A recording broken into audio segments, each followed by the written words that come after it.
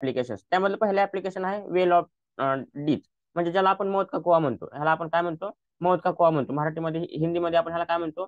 मौत का कुआ. जत्रेमध्ये वगैरे बघितले असतील तुम्ही मौत का कुआ कशा पद्धतीने असतो. तर आता बघा, हे जे मौत का कुआ असणार आहे, हे जे वेल ऑफ डेथ आहे, ह्याला आपण वेल ऑफ डेथ म्हणतो किंवा वॉल ऑफ डेथ म्हणतो. दोन्ही पण शब्द वापरतो, दोन्ही पण शब्द चालतात. म्हणजे बघा, आता ह्यामध्ये जे आपली कार असणार आहे, ह्यामध्ये जे कार असणार आहे, हे काय करत असतात? हे सर्क्युलर मोशन फॉलो करत असतात. पण हे अशा पद्धतीने, असं कार ते होरिझॉन्टल नसणार आहे, म्हणजे हे अशा पद्धतीने नसते. हे अशा पद्धतीने कार जात नाही तिथं, कारण ते अशा भिंती असतात. त्यामुळे अशा पद्धतीने ते गोल टर्न मारत असते, अशा पद्धतीने आडवी, होरिझॉन्टल. मग आता ह्यामध्ये आपल्याला काय करायचं आहे? ह्याचा मिनिमम स्पीड किती असेल कारचा, ते आपल्याला इथे फाउंड आउट करायचं आहे. म्हणजे बघा, आता हे वेल ऑफ डेथ जे असणार, आता हे अशा पद्धतीने वेल ऑफ डेथ असतं. आता ह्यामध्ये हे जे असणार, ह्याची जी भिंती असणार, ह्या भिंतीच्या बाजूने अशी कार काय करणार आहे? मोशन करणार आहे, कार मोशन करणार आहे. आणि कार जशी जशी वर जात असते बघा, जशी जशी वर जाणार आहे, इथून असे जसं जसं वर जाईल तसं त्याचा स्पीड वाढत राहतो. आणि ज्यावेळेस त्यांना थांबवायचं असतं, ज्यावेळेस त्यांना खेळ बंद करायचा असतो, त्यावेळेस त्यांनी जसं जसं जसं खालच्या खालच्या बाजूला येते तसं हळूहळू स्पीड कमी कमी करत राहते. म्हणजे त्याचा अर्थ काय? जसं खाली येतात त्यांनी तसं स्पीड कमी करत आहेत. म्हणजे खाली येत असताना फ्रिक्शन फोर्स कोणत्या बाजूने असणार आहे? वरच्या बाजूने असणार आहे. आपण पाहिलं फ्रिक्शन फोर्स जे असतो, फ्रिक्शन फोर्स नेहमी काय करतो? Opposite to the motion. आपल्या कसा होत असतो फ्रिक्शन फोर्स? ज्या दिशेला मोशन आहे त्याच्या अपोजिट दिशेला. म्हणजे समजा आता आपली ही व्हेकल आहे, व्हेकल जर आपली प्लेन रोडवरती, होरिझॉन्टल रोडवरती, फ्रिक्शन फोर्स म्हणजे काय? कोणत्या पण दोन सरफेस मधलं, कोणत्या पण दोन प्लेन सरफेस मध्ये रब अगेन्स्ट, त्या दोन्ही एकमेकांवरती रब होणे, घासल्या घेणे, त्याला आपण काय म्हणतो? फ्रिक्शनल फोर्स म्हणतो. म्हणजे बघा, हा रोडचा एक सरफेस आहे आणि हे गाडीचे टायर, ह्या गाडीच्या टायरांचा एक सरफेस आहे. हे दोन्ही सरफेस इन कॉन्टॅक्ट मध्ये येतात, एकमेकांच्या कॉन्टॅक्ट मध्ये येत आहेत. आणि ते एकमेकांच्या कॉन्टॅक्ट मध्ये आल्यानंतर हे घासत आहेत. मग ह्या गाडीची मोशन समजा या बाजूला आहे, म्हणजे गाडी ह्या बाजूला धावत आहे, रनिंग करत आहे. तर फ्रिक्शन फोर्स नेहमी मागच्या बाजूला असतो, हे फ्रिक्शन फोर्स असणार आहे. आणि गाडीची मोशन असणार, गाडीची मोशन ह्या बाजूला होत आहे. म्हणजे आपल्याला माहिती आहे friction force is applied always opposite to the motion. ज्या बाजूला मोशन घडते त्या बाजूला फ्रिक्शन फोर्स अप्लाय होत असतो. म्हणजे आता हे कार जे असणार आहे, ह्या मोहत्वामध्ये फिरणारी जी कार असेल, बाईक असेल, ती बाईक समजा आता खाली येत असताना काय करणार आहे? स्पीड कमी कमी करत असते, अशा पद्धतीने खाली येताना स्पीड कमी करणार आहे. आणि खाली येते म्हणल्यानंतर फ्रिक्शन फोर्स ह्याचा कुठं असणार आहे? वरच्या बाजूने असणार आहे. म्हणजे बघा, आणि आपल्याला तर माहिती आहे डब्ल्यू, वेट नेहमी काय असतं? वेट नेहमी खालच्या बाजूने असतं. W is equal to M G, mass into gravity म्हणतो आपण ह्याला. म्हणजे बघा, कोणता पण ऑब्जेक्ट असेल ते सरळ मोशन फॉलो करू द्या, कर्वड मोशन फॉलो करू द्या, त्याचं वेट नेहमी कसं असणार आहे? Towards the centre of the earth, म्हणजे अर्थच्या सेंटरकडे नेहमी असणार आहे, म्हणजे अर्थच्या सरफेसकडे नेहमी असणार आहे. म्हणून इथं बघा, आता हे जे पॉईंट असणार, ह्या पॉईंटला आपण काय समजलेलं आहे? हे पॉईंट जे आहे, ह्या पॉईंटला आपण कार आहे समजलेलं आहे. म्हणजे हे ऑब्जेक्ट आहे, पॉईंट दिसत आहे का? हे पॉईंट म्हणजे ऑब्जेक्ट आहे. आणि हे ऑब्जेक्ट ह्या पद्धतीने डॉटेड लाईन दिसत आहे, या पद्धतीने मोशन करत आहे. वेल ऑफ डेथ मध्ये हे मोशन करत आहे. आणि इथे सेंटर आहे, सी लिहिलेलं हे काय? सेंटर आहे. मग आता हे जे मोशन करणार आहे, हे मोशन करत असताना ह्याचं जे वेट असणार आहे, ते वेट कोणत्या दिशेने ऍक्ट होणार आहे? खालच्या दिशेने, टुवर्ड्स दी अर्थ सरफेस. म्हणजे खालच्या दिशेने, सेंटर ऑफ दी अर्थ ऍक्ट होणार आहे. आणि वेट म्हणजे काय? आपल्याला माहिती आहे W is equal to M G. आपण ह्याला काय म्हणतो? M G. म्हणजे एम जी फोर्स इथे खालच्या दिशेने ऍक्ट होत आहे. आणि ते खाली येताना स्पीड कमी होत आहे, म्हणजे वरच्या दिशेने, अपवर्ड डायरेक्शनला इथे फ्रिक्शनल फोर्स ऍक्ट होत आहे. म्हणून आपण इथे काय लिहिले वरच्या दिशेला? हे वरच्या दिशेला फ्रिक्शन फोर्स ऍक्ट होत आहे, एफपीएस. इथे खालच्या दिशेला एम जी, वेट ऍक्ट होत आहे. हे आपला ऑब्जेक्ट असणार आहे. आणि नॉर्मल फोर्स, आता नॉर्मल फोर्स आपल्याला माहिती आहे, नॉर्मल फोर्स कसा ऍक्ट होत असतो? आपण नॉर्मल फोर्स कशाला म्हणतो? कोणते पण जे ऑब्जेक्ट आहे, जे ऑब्जेक्ट मोशन मध्ये आहे, त्या मोशन, त्या ऑब्जेक्टच्या सरफेसला एक परपेंडिक्युलर लाईन काढणे, त्याला आपण काय म्हणतो? नॉर्मल म्हणतो. म्हणजे हे नॉर्मल फोर्स असणार आहे. मग समजा ऑब्जेक्ट जर प्लेन मोशन वरती असेल, इथे जर ऑब्जेक्ट असेल, तर या पद्धतीने नॉर्मल वरच्या दिशेने असणार आहे. ऑब्जेक्ट जर तिरका असेल, आता आपण बघितलं बँकड रोड मध्ये कसं होतं? बँकड रोड म्हणजे काय? आउटरेज हे अशा पद्धतीने जर रोडवरती कर्व असेल, रोडवरती जर असं वळण असेल, तर इथं काय असणार? हे प्लेन रोड, होरिझॉन्टल रोडला कसं असणार? हे अशा पद्धतीने असणार आहे. हे जे आहे, हे कार असणार आहे आपली. त्यामुळे आपण परपेंडिक्युलर लाईन काढतो आणि त्याला नॉर्मल फोर्स म्हणतो. पण इथे बँकड रोडला एक बाजू आपण थिटा एवढ्या अँगलने आपण रेज केलेले, हे बाजू काय केलेले? थिटा एवढ्या अँगलने रेज केलेले. त्यामुळे ह्यावरती कार अशी प्लेन अशा पद्धतीने कार नसणार, ह्यावरती अशी तिरक्या पद्धतीने कार असणार आहे. त्यावेळेस पण आपण नॉर्मल काढत असताना ह्या तिरक्या सरफेसला, हे जे इन्क्लाइंड झालेलं सरफेस आहे, हे जे रेज केलेलं सरफेस आहे, या सरफेसला आपण तिरका नॉर्मल काढत होतो, ह्याला आपण नॉर्मल फोर्स म्हणत होतो. आणि हे मॅच होत नाही, एक्स वाय एक्सला मॅच होत नाही, म्हणून आपण ह्याला पण दोन कॉम्पोनंट मध्ये डिवाइड करत होतो. मग आता त्याच पद्धतीने आपण काय करणार आहोत? हे जी कार असणार आहे, हे कार आता हे होरिझॉन्टल वॉल आहे, हे जे मौत ककुवाचा जो वॉल असणार आहे, होरिझॉन्टल आहे. वर्टिकल आहे, होरिझॉन्टल नाही, सॉरी, वर्टिकल आहे. म्हणजे उभा वाल आहे, म्हणजे त्यावरती कार कशी असणार आहे? अशी कार हे अशी धावणार नाही, कार त्यावरती अशी जाणार नाही, अशी जाणार आहे. म्हणजे नॉर्मल फोर्स म्हणजे काय? ह्या कारला परपेंडिक्युलर काढलेली लाईन, 90 डिग्री मध्ये छेदणारी लाईन जर आपण त्या कारला काढली, तर त्याला आपण काय म्हणणार? नॉर्मल फोर्स म्हणणार. म्हणजे बघा, हे ऑब्जेक्ट आहे, तिकडे नॉर्मल फोर्स ऍक्ट होत आहे सेंटरकडे. आणि इथे सेंट्रिफ्युगल फोर्स पण ऍक्ट होणार आहे, ज्याची डायरेक्शन कशी असणार आहे? Away from the centre of the circle, away from the centre of the circle. म्हणजे आपण जर विचार केला तर आपल्याला डब्ल्यू, वेट, म्हणजे एम जी खालच्या दिशेने ऍक्ट होताना दिसत आहे, फ्रिक्शन फोर्स वरच्या दिशेने ऍक्ट होताना दिसत आहे, normal force centre of the सर्कलकडे ऍक्ट होताना दिसत आहे, आणि सेंट्रिफ्युगल फोर्स बाहेरच्या दिशेने, म्हणजे काय? रेडियली आउटवर्ड डायरेक्शनने, म्हणजे to away from the centre of the circle act होताना दिसत आहे. म्हणजे अपोजिट फोर्सेस असतात ते एकमेकांना बॅलन्स करत असतात. म्हणजे जो एमजी आहे तो एमजी फ्रिक्शनल फोर्सला बॅलन्स करत आहे, आणि जो नॉर्मल फोर्स आहे तो नॉर्मल फोर्स ह्या सेंट्रिफ्युगल फोर्सला बॅलन्स करत आहे. मग आता आपल्याला डेरिवेशन सोडवायचं आहे. ह्याच्यामध्ये मॅक्झिमम मिनिमम स्पीड किती असणार आहे ते कशा पद्धतीने असू शकतो. मग आता डेरिवेशन सोडवत असताना आपण काय करणार आहे बघा, आपण अगोदर कोणते फोर्स कोणाला बॅलन्स करतात ते लिहूया. आता हे नॉर्मल फोर्स कोणाला बॅलन्स करत आहे, तिकडच्या बाजूला सेंट्रिफ्युगल फोर्स लागणार आहे, ह्या फोर्सला बॅलन्स करत आहे. मग आता आपण कसं लिहू शकतो बघा, एन इज इक्वल टू, आपण असं लिहू शकतो का, एन इज इक्वल टू काय असणार, आता सेंट्रिफ्युगल फोर्सचा फॉर्म्युला आपल्याला माहिती आहे, आपण मागच पाहिला होता, काय M V square divide by R. त्याला मी इक्वेशन नंबर 1 देतो. म्हणजे काय, नॉर्मल फोर्स ह्या सेंट्रिफ्युगल फोर्सला बॅलन्स करत आहे. म्हणजे हे दोन्ही इक्वेट होतात. जे फोर्स अपोजिट असतात, आता इथे एक ऑब्जेक्ट आहे, वर एक लागणारा फोर्स, खाली एक लागणारा फोर्स, हे काय झाले अपोजिट फोर्सेस आहेत. मग ते दोन्ही एकमेकांना इक्वेट करत असतात, म्हणजे बॅलन्स करत असतात असं आपण त्याला म्हणतो. दुसरं बघा, आता नॉर्मल फोर्स आणि हे झालं. आता दुसरं असणार आहे बघा, हे फ्रिक्शनल फोर्स. हे जे फ्रिक्शनल फोर्स आहे ते एमजी ला काय करत आहे, बॅलन्स करत आहे. म्हणजेच काय, F S is equal to, F S लिहा किंवा फक्त एफ लिहा, frictional force is equal to काय असणार आहे, एमजी असणार आहे. हे दोन्ही एकमेकाला बॅलन्स करत आहेत. त्याला आपण इक्वेशन 2 देऊया. आता आपल्याला माहिती आहे जे काय फ्रिक्शनल फोर्स आहे, त्या फ्रिक्शनल फोर्सचा फॉर्म्युला माहिती आहे आपल्याला. Frictional force F S is equal to काय आहे, mu S into N. Mu S म्हणजे काय, कोएफिशियंट ऑफ स्टॅटिक फ्रिक्शन. ह्याला आपण काय म्हणतो, म्यू एस हा कॉन्स्टंट आहे, constant of coefficient of static friction. ह्याला आपण काय म्हणतो, कोएफिशियंट ऑफ स्टॅटिक फ्रिक्शन. ह्याचा हे कॉन्स्टंट असणार, स्टॅटिक फ्रिक्शन.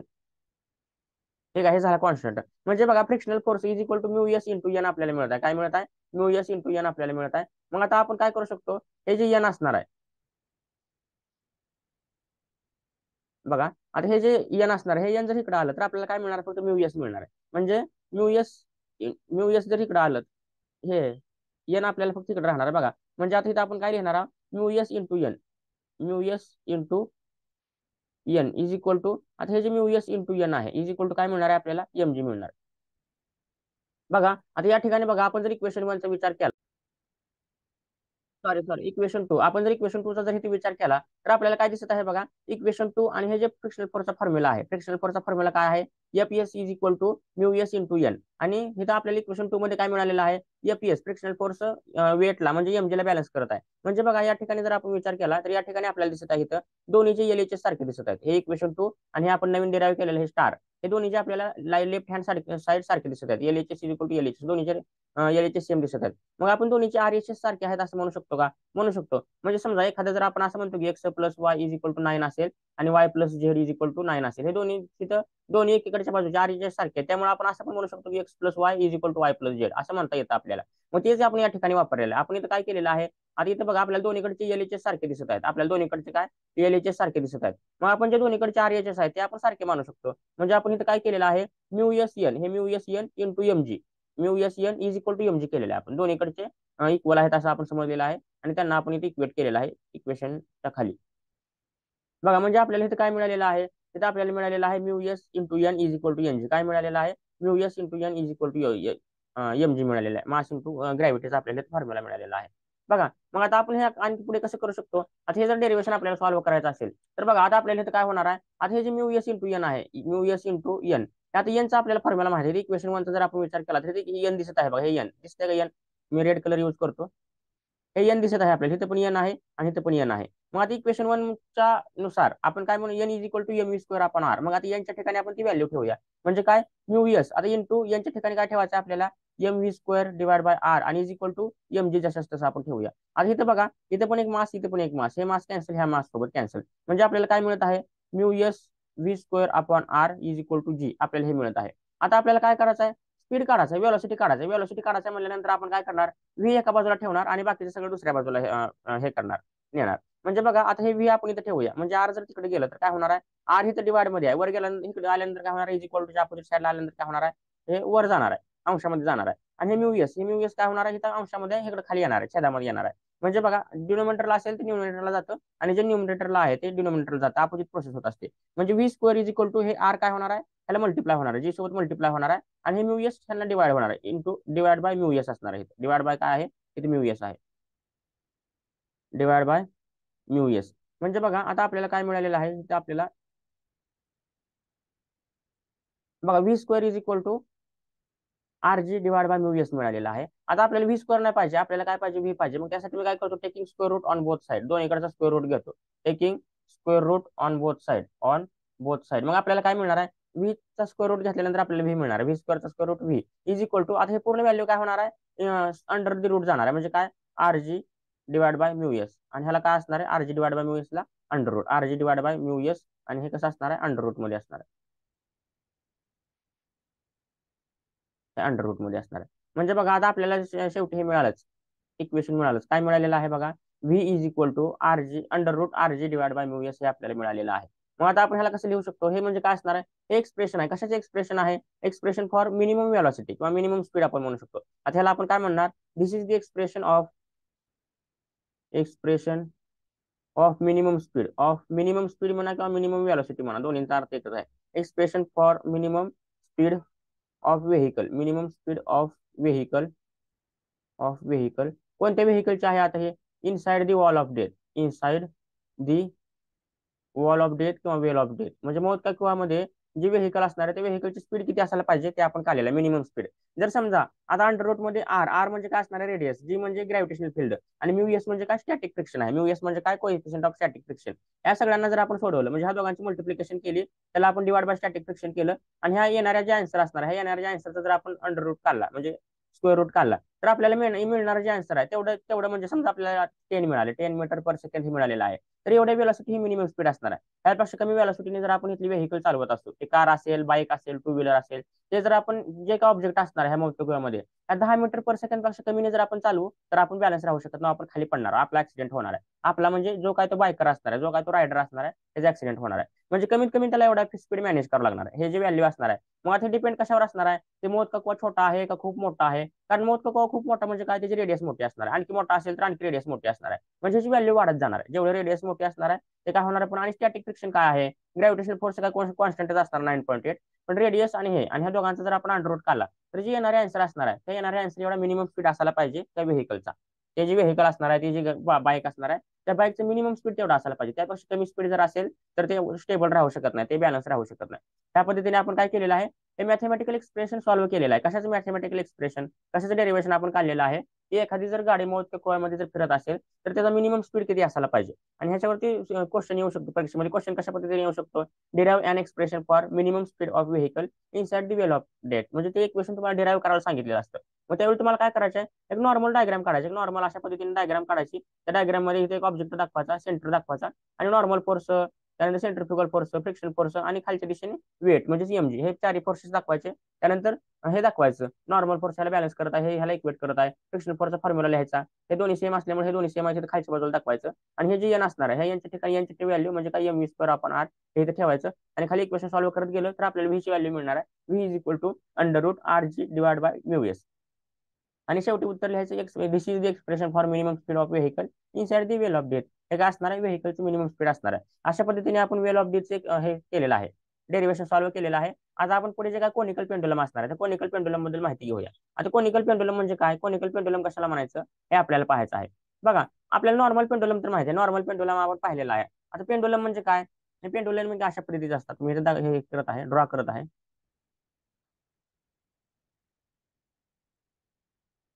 बघा, हे अशा पद्धतीचे पेंडुलम असतात. हे जर समजा हे असं असेल,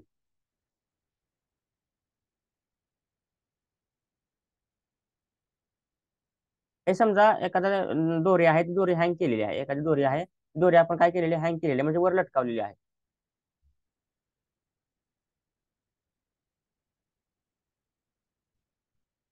आणि इथं खाली एखाद्या ह्याला बॉब आहे. बॉब म्हणजे काय, एखादा स्पिअर आहे, एखादा सॉलिड स्पिअर आहे. आणि आता आपण काय करणार आहोत बघा, हे जे असणार आहे, हे जे आपल्याला काय करायचं आहे,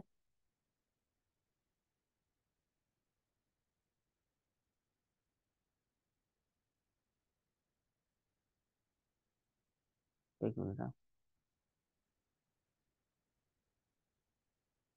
म्हणजे बघा, हे अशा पद्धतीने हे जे मोशन करणार आहे, ह्याला आपण सिंपल पेंडुलम म्हणतो. हे कसलं असणार, हे सिंपल पेंडुलम हे आपण 11th ला पाहिलेलं आहे, 10th ला पाहिलेलं आहे, सिंपल पेंडुलम. आता सिंपल पेंडुलम कशा पद्धतीने मोशन करतो, हे जे बॉब असणार, हे बॉब काय करणार आहे, हे इकडे एकदा जाणार आहे, त्यानंतर पुन्हा असं फिरून इकडे जाणार आहे, त्यानंतर पुन्हा इकडे येणार आहे, इकडे जाणार आहे, इकडे जाणार, म्हणजे हे अशा पद्धतीने मोशन फॉलो करत आहे. कशा पद्धतीने, हे अशा पद्धतीने मोशन फॉलो करत असतो. आता बघा, एक मिनिट. आता हे जे असणार, हे मोशन कशा पद्धतीने फॉलो करणार, हे सिंपल पेंडुलम आहे. हे कशा पद्धतीने मोशन करत असतं, हे असं करणार आहे. समजा आता इथे हे सिंपल पेंडुलम आहे, हे बघा एकदा इकडे जाणार आहे, त्यानंतर पुन्हा इकडे जाणार आहे, पुन्हा इकडे जाणार आहे. हे असं सतत मोशन फॉलो करणार आहे, हे अशा पद्धतीने सतत फिरत असतो. पण आता आपल्याला सिंपल पेंडुलम पाहायचं नाही, आता आपल्याला काय पाहायचं आहे, कोनिकल पेंडुलम. मग आता कोनिकल पेंडुलम म्हणजे काय? कोनिकल पेंडुलम आपण कशाला म्हणणार आहोत, तर कोनिकल पेंडुलम म्हणजे काय, एखादा जर समजा एखादी जर पेंडुलम आहे, ते पेंडुलम जर होरिझॉन्टल सर्क्युलर मोशन फॉलो करत असेल. होरिझॉन्टल म्हणजे काय, आडव्या प्लेनला जर ते सर्क्युलर मोशन फॉलो करत असेल. जर आता समजा हे हे जे आहे हे होरिझॉन्टल, आता हे समजा सिंपल पेंडुलम हे अशा पद्धतीचे असते, हे असं हलणार आहे. याला आपण काय म्हणतो, सिंपल पेंडुलम म्हणतो. हे असं तिथे ह्याचं वर हँगिंग केलेलं असणार आहे आणि अशा पद्धतीने असणार, हे अशा पद्धतीने हलणार आहे. ह्याला आपण काय म्हणणार, सिंपल पेंडुलम. कोनिकल पेंडुलम म्हणजे काय, सेम एक स्ट्रिंग असणार आहे आणि आपण ह्याला आयडियल पेंडुलम समजतो. आयडियल पेंडुलम म्हणजे काय, आपण हे मासलेस आहे आपण समजतो. आता आपल्याला माहिती आहे ऍटमला देखील मास आहे, इलेक्ट्रॉनला देखील मास आहे. मासलेस जगामध्ये काहीच नाही, पण आपण ह्याला एक ऍझ्युम्पशन मानतो. तोपर्यंत आपण ही स्ट्रिंग जी आहे, ही स्ट्रिंग आपण नॉन इलेस्टिक आणि मासलेस आहे असं समजतो. नॉन इलेस्टिक म्हणजे काय, हे इलेस्टिक होणार नाही. म्हणजे ह्याला जर आपण बॉब अडकवला तर हे इलेस्टिक होणार नाही. हे जर समजा लेंथ 10 सेंटीमीटर असेल तर 10 सेंटीमीटरच राहील, 10.1 सेंटीमीटर सुद्धा होणार नाही. म्हणजे 1 मिलीमीटरनं वाढणार पण नाही किंवा कमी पण होणार नाही. त्या स्ट्रिंगला, त्या दोऱ्याला आपण काय म्हणतो, नॉन इलेस्टिक स्ट्रिंग म्हणतो. आणि मासलेस शब्दाचा अर्थ काय आहे, म्हणजे ह्याला काय मास नाही, ह्याला काय वजन नाही, हे पूर्णपणे 0 मास आहे. मग आता हे जे असणार आहे, आता कोनिकल पेंडुलम म्हणजे काय, हे pendulum horizontal circular path follow करणे, काय करणे, होरिझॉन्टल सर्क्युलर मोशन फॉलो करणे. हे अशा पद्धतीने जे असणार आहे ते होरिझॉन्टल सर्क्युलर मोशन झाली. म्हणजेच हे खाली एक होरिझॉन्टल सर्कल तयार करत आहे आणि ज्यामुळे वर कोन तयार होत आहे. म्हणजे बघा, हे इथून हलत आहे आणि इथून अशी सर्क्युलर मोशन फॉलो करत आहे. मग आता हे जर मोशन आपण ट्रेस केली, हे जर आपण मोशन ट्रेस केली तर आपल्याला एक कोन सारखं दिसणार आहे. कोन म्हणजे तर माहितीच आहे कोन कसा असतो, ते आपल्याला कोन सारखी मोशन दिसणार आहे. म्हणजे बघा, आता मी इथे 1 मिनिट काढतो. आता हे काय करणार आहे, हे जे मी काढलेलं आहे हे काय आहे, हे होरिझॉन्टल सर्कल आहे. एक आडव्या प्रतलामध्ये एक सर्कल काढलेला आहे आणि आता वर एक पेंडुलम काढणार आहे मी. बघा, आता वर काय करतो, अगोदर स्टँड काढतो, हे अशा पद्धतीने स्टँड काढतो. अशा पद्धतीने आपण ह्याला स्टँड केलेलं लटकवण्यासाठी स्ट्रिंगला. आता इथं बघा, हे स्ट्रिंग असणार, हे स्ट्रिंग आहे, हे स्ट्रिंग अशा पद्धतीने असणार आहे. आणि स्ट्रिंग काय करणार आहे, हे जे दोरा असणार, हे दोरा काय करणार आहे, बघा सिंपल पेंडुलम मध्ये हे असं असं मूव्ह करत होता, हे सिंपल पेंडुलम मध्ये अशी मोशन होते. पण हे जे असणार आहे, ह्या पेंडुलम मध्ये मात्र अशी मोशन नसताना हे मोशन कशी फॉलो करणार आहे, हे अशा पद्धतीने, म्हणजे एक होरिझॉन्टल सर्क्युलर मोशन फॉलो करणार आहे अशा पद्धतीने. आणि हे होरिझॉन्टल सर्क्युलर मोशन फॉलो करताना काय होणार आहे, एक कोन तयार होणार आहे, कोन. म्हणजे हे मी इथे ठेवतो, हे अशा पद्धतीने. म्हणजे आता बघा, कोनची रचना कशी असते, ह्याला आपण कोन म्हणतो ना, हे आपण कोन म्हणतो ह्याला. हे काय झालं, कोन झाला, हे कोण झाला. म्हणजे हे जे असणार, हे अशा पद्धतीने मोशन फॉलो करत आहे. खाली एक सर्क्युलर सर्क्युलर होरिझॉन्टल सर्कल तयार करत आहे आणि ह्याच्या भोवती एक बॉब असणार आहे. बॉब म्हणजे काय, एक सॉलिड स्पिअर असणार, एक भरीव स्पिअर असणार, सॉलिड, नॉट एम्प्टी. अशा पद्धतीने सॉलिड स्पिअर असणार, हे अशा पद्धतीने काय येतं, सॉलिड स्पिअर आहे. आणि हे काय करत आहे, हे असे मोशन फॉलो करत आहे, हे असे एक होरिझॉन्टल सर्क्युलर मोशन फॉलो करत आहे. आता ह्यामध्ये एक मी सेंटर लाईन पण काढतो, जेणेकरून आपल्याला स्टडीला सोपं जावं. तिथे एक सेंटर लाईन असणार आहे. म्हणजे बघा, आपण जर आता विचार केला, तर आता आपल्याला काय मिळणार आहे बघा, इथे एक मी काढतो, हे काय असणार आहे, ते रेडियस असणार आहे. म्हणजे आता मी काय केलेलं आहे बघा, आता मी बाकीचे जे सगळं करणार आहे ते रेडी पेड यूज करतो, म्हणजे लक्षात येईल लवकर. आता बघा, हे रेडियस आहे, हे रेडियस म्हणजे काय, रेडियस म्हणजे काय, the distance between centre of circle to the arc of the circle. म्हणजे सर्कलच्या सेंटर पासूनचं आर्क पर्यंतचं डिस्टन्स, त्याला आपण काय म्हणतो, रेडियस म्हणतो. म्हणजे इथे हे रेडियस मिळत आहे आपल्याला. त्यानंतर ही इथे ह्याला मी एल म्हणतो. एल म्हणजे काय, एल म्हणजे लेंथ ऑफ दी स्ट्रिंग. म्हणजे दोरा कितीचा लांबीचा आहे, किती सेंटीमीटरचा दोरा आहे, त्याला मी काय म्हणलेलं आहे, लेंथ ऑफ द स्ट्रिंग म्हणलेलं आहे. हे काय असणार आहे, लेंथ ऑफ द स्ट्रिंग असणार आहे. म्हणजे दोऱ्याची लांबी, दोरा 10 सेंटीमीटरचा आहे, 20 सेंटीमीटरचा आहे, ते म्हणजे काय, एल असणार आहे. आता या ठिकाणी बघा, या दोऱ्याने किती अँगल क्रिएट केलेला आहे, ह्याला आपण मी काय देतो, थिटा नाव देतो. म्हणजे बघा, हे थिटा म्हणजे हे खूप असे एवढ्या मोठ्यावरून फिरत आहे का खूप छोट्यावरून फिरत आहे. हे जर आणखी समजा हे छोटा सर्कल तयार करत आहे, ज्याची रेडियस आर आहे. म्हणजे समजा हे 5 सेंटीमीटर रेडियस असणारा सर्कल तयार करत आहे. ह्याने जर समजा ह्याने जर मोशन वाढवली, म्हणजे ह्याने जर इथून फिरायला लागला आणि अशा पद्धतीने जर मोठा सर्कल तयार करायला लागला, तर काय होणार आहे, दोऱ्याची स्ट्रिंगची लेंथ पण वाढणार आहे ना, हे इथपर्यंत असणार आहे. आणखी मोठा तयार करायला असेल तर आणखी मोठा असणार आहे. म्हणजे एल म्हणजे काय, लेंथ ऑफ द स्ट्रिंग. ह्याला आपण काय म्हणलेलं आहे, लेंथ ऑफ द स्ट्रिंग म्हणलेलं. मी इथे बाजूला वाटलं लिहितो, आर म्हणजे काय, radius of the horizontal circle. Radius of the horizontal circle ह्याला आपण आर म्हणलेलं आहे, होरिझॉन्टल सर्कल. त्यानंतर थिटा म्हणजे काय, theta angle made by, angle made by the pendulum म्हणा किंवा बॉब म्हणा, हे स्पिअर, हे जे बॉब असणार, ह्या बॉबने किती अँगल, बॉब किंवा स्ट्रिंग म्हणा, सरळ सरळ स्ट्रिंग, त्याला आपण काय म्हणलेलं, थिटा म्हणलेलं आहे. आणि त्यानंतर हे जे एल असणार, एल म्हणजे काय, length of the string. String किती लांबीची आहे, त्याला आपण काय म्हणलेलं आहे, small L, length of the string. अशा पद्धतीने आपण हे काय केलेलं आहे, त्यांचं नेमिंग केलेलं आहे. आता ह्याच्यामध्ये आपल्याला पाहायचं आहे, ह्याच्यामध्ये आपल्याला काय पाहायचं आहे, कोणते कोणते फोर्स कोणकोणत्या दिशेने ऍक्ट होतात ते आपल्याला पाहायचं आहे. कोणते फोर्स कोणत्या दिशेने ऍक्ट होतात ते आपल्याला पाहायचं आहे. बघा, मग आपण जर विचार केला तर आता आपल्याला काय मिळत आहे बघा, हे जे असणार टी. आता बघा, टेन्शन फोर्स एक असतो, कधी पण नेहमी कोणत्या पण आपण जर दोऱ्याचा स्ट्रिंगचा विचार करायला तर त्यामध्ये टेन्शन फोर्स ऍक्ट होत असतो. आणि टेन्शन फोर्स कसा ऍक्ट होत असतो, अलॉंग द स्ट्रिंग. कसा ऍक्ट होणार आहे, अलॉंग द स्ट्रिंग. म्हणजे आता समजा हे दोरी असेल, हे दोरी आहे मग टेन्शन फोर्स कसा असणार आहे वरच्या बाजूने अपवर्ड डायरेक्शनने आणि स्ट्रिंग नुसार असे दोरी जर अशी तिरकी असेल तर असा तिरका फोर्स ऍक्ट होतो. दोरी जर अशी असेल तर फोर्स असा ऍक्ट होतो. दोरी जर अशी असेल तर फोर्स असा ऍक्ट होतो. म्हणजे स्ट्रिंगच्या माध्यमातून काय होत असतो हे टेन्शन फोर्स ऍक्ट होत असतो. म्हणजे पहा इथे जर आपण टेन्शन फोर्सचा विचार केला तर इथे टेन्शन फोर्स कशा पद्धतीने ऍक्ट होणार आहे हे मी सगळे ब्ल्यू कलरने सगळे फोर्सेस दाखवत आहे. बघा इथे टेन्शन फोर्स हे दोरा आहे. ह्या दोऱ्यामध्ये हे अशा पद्धतीने इकडच्या बाजूने काय होणार आहे टेन्शन फोर्स ऍक्ट होणार आहे. म्हणजे आपल्याला टेन्शन फोर्सची डायरेक्शन कळाली, टेन्शन फोर्स कसा ऍक्ट होणार आहे ते आपल्याला कळालेलं आहे.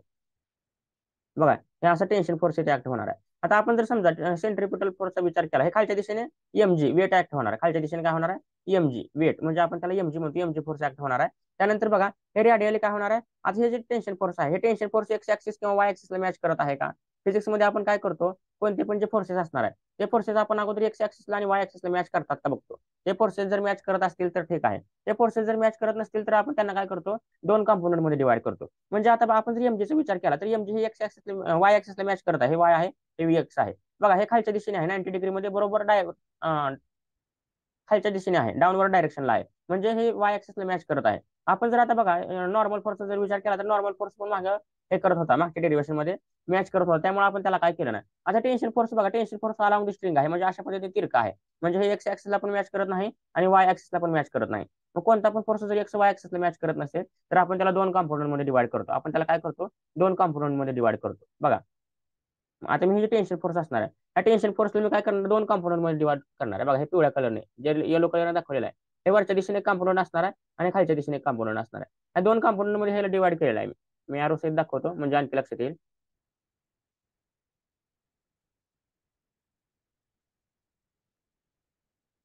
बघा आता हे काय असणार आहे हे वरच्या दिशेने हे दिसत आहे बघा हे आणि हे काय इकडच्या दिशेने या पद्धतीने काय होणार आहे दोन कंपोनंट मध्ये आपण डिवाइड करतो आहोत. आणि डिवाइड करताना आपण काय वापरतो साइन थिटा आणि कॉस थिटा हे दोन सिम्बॉल वापरतो. मग आता इथं आपण टी आहे नॉर्मल फोर्स असेल तर आपण N sine theta N cos theta वापरत होतो. आता टी आहे म्हणल्यानंतर आपण काय करणार टी साइन थिटा आणि टी कॉस थिटा. मग कॉस थिटा कोणाला द्यायचं साइन थिटा कोणाला द्यायचं आपल्याला माहिती आहे. आपल्याला जे थिटाच्या बाजूचा असतो थिटाच्या बाजूच्याला आपण काय देतो थिटाच्या बाजूवाला आपण नेहमी काय देतो कॉस थिटा देतो कॉस थिटा. आणि जे थिटाच्या अपोजिट असतो थिटाच्या अपोजिट वाला त्याला आपण काय देणार आहे साइन थिटा देणार आहे. माहिती असू द्या हे लक्षात ठेवून घ्या मराठीमध्ये काय अडचण येत नाही. म्हणजे जे थिटाच्या बाजूला असतो आता हे थिटा आहे बघा. आता आपण जर इथे पाहिलं तर हे अशा पद्धतीने आपल्याला हे दिसत आहे बघा हे वर्टिकल लाईन दिसत आहे. त्यानंतर हे स्ट्रिंग दिसत आहे हे थिटा आहे आणि इथं आपण काढलेला कॉम्पोनंट आहे आपण ह्याला काढलेला कॉम्पोनंट आहे. मग हे बघा हे थिटा म्हणल्यानंतर हे पण किती असणार हे पण थिटा असणार आहे. कारण का कारण हे अल्टरनेट अँगल आहे. तिथे हेड तयार होत आहे ना आपण 9वी-10वी मध्ये शिकत आहोत हे हेड तयार होत आहे. त्यामुळे हे अल्टरनेट अँगल झाले त्यामुळे हे पण थिटा असणार आहे. हे पण थिटा झाला आणि जे काय थिटाच्या बाजूचा असणार आहे आता हे थिटा आहे हे थिटाच्या बाजूचा थिटाच्या बाजूवाल्याला आपण काय म्हणणार कॉस थिटा म्हणजे हे काय असणार आहे हे टी कॉस थिटा ह्याची व्हॅल्यू आपल्याला काय मिळाली टी कॉस थिटा. आणि थिटाच्या अपोजिट साइड वाला जो असतो त्याला आपण काय म्हणणार टी साइन थिटा म्हणजे हे जे असणार आहे हे टी साइन थिटा असणार आहे. जे लेफ्ट साइडला आलेला आहे ते टी साइन थिटा झाला आणि जे राईट साइडला आलेला आहे ते काय झाला टी कॉस थिटा झाला. आता मी तोपर्यंत हे करतो ते रिमूव्ह करतो जे गरजेचं नाही ते मी काय करतो रिमूव्ह करतो.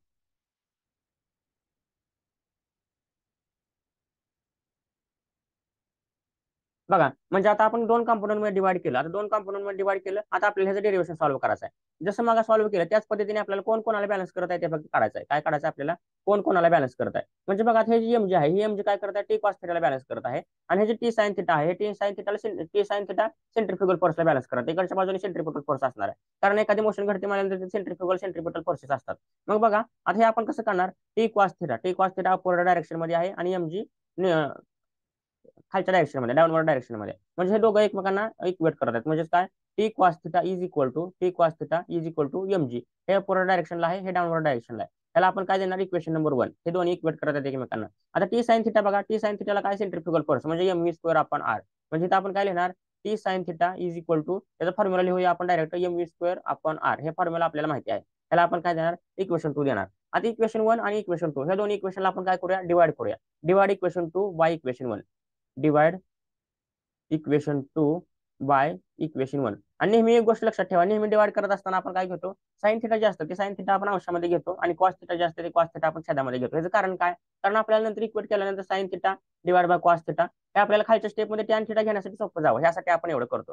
त्यासाठी चुकून जरी लिहिताना आपल्याकडून इक्वेशन खालीवर झाले असले तरी काय टेन्शन घ्यायचं नाही तरी आपल्याला काय करायचं आहे फक्त इक्वेशन आता समजा मी वर कॉस थिटाचं लिहिले आणि हे कॉस खाली साइन थिटाचं लिहिले, तर हे करत असताना काय करायचं, फक्त 2 ला 1 ने डिवाइड करायचं. समजा आपण साइन थिटाचा अगोदर गेलं तर इक्वेशन 1 बाय इक्वेशन 2 करायचं. म्हणजे आता आपण इथे काय करणार, अगोदर इक्वेशन 2 घेणार, आपल्याला इक्वेशन काय घ्यायचं, अगोदर 2 घ्यायचं. म्हणजे अगोदर आपण एलएचएसचा विचार करूया.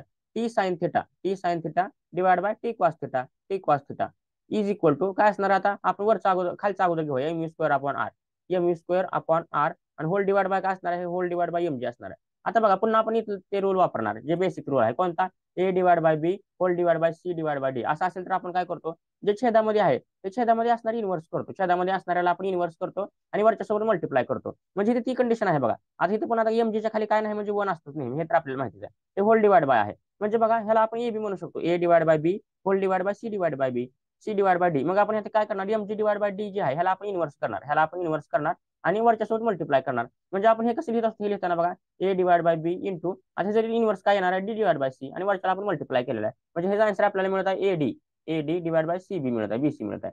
अशा पद्धतीने आपण करतो. मग ह्याचं इन्व्हर्स काय असणार आहे, एम जी डिवाइड बाय 1 म्हणजेच काय, आता इथे मी बाजूला अगोदर हे करतो, हे बाजूला मी इथे सोडवतो. बघा आता हे काय करणार आपण, M V square divide by R आणि मल्टिप्लाय बाय खालच्या इन्व्हर्सने वरच्याला मल्टिप्लाय करतो. आता खालच्या इन्व्हर्स काय असणार, 1 डिवाइड बाय एम जी म्हणजे इथे काय मिळणार आहे आपल्याला बघा, M V square into 1 M V square आणि डिवाइड बाय खाली काय असणार आहे, आर इंटू एम जी. आता बघा ह्याच्यामध्ये एम कॅन्सल झाली, एम कॅन्सल झालं, म्हणजे आपल्याला काय मिळत आहे, V square upon R G. हे काय मिळत आहे आपल्याला, त्याची व्हॅल्यू मिळत आहे आपल्याला is equal to V square upon R G. काय मिळत आहे, V square upon R G. मग आता मी काय करतो, हे सगळं स्टेप वाढवत बसण्यापेक्षा डायरेक्ट लिहितो. मी फक्त समजावण्यासाठी बाजूला केलेला आहे. मी आता काय करतो, डायरेक्ट लिहितो, हे सगळं कॅन्सल करतो आणि डायरेक्ट जे आपल्याला पाहिजे ते लिहितो.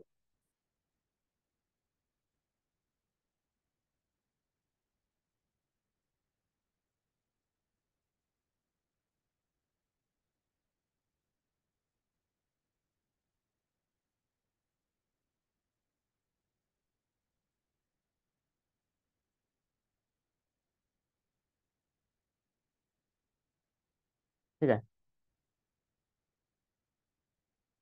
बघा मग आता मी काय लिहिणार, हे जे आहे हे आपण जे काढलेलं आन्सर आहे कोणतं, एम व्ही स्क्वेअर आपण ते मी डायरेक्ट काय करतो, इथे लिहितो.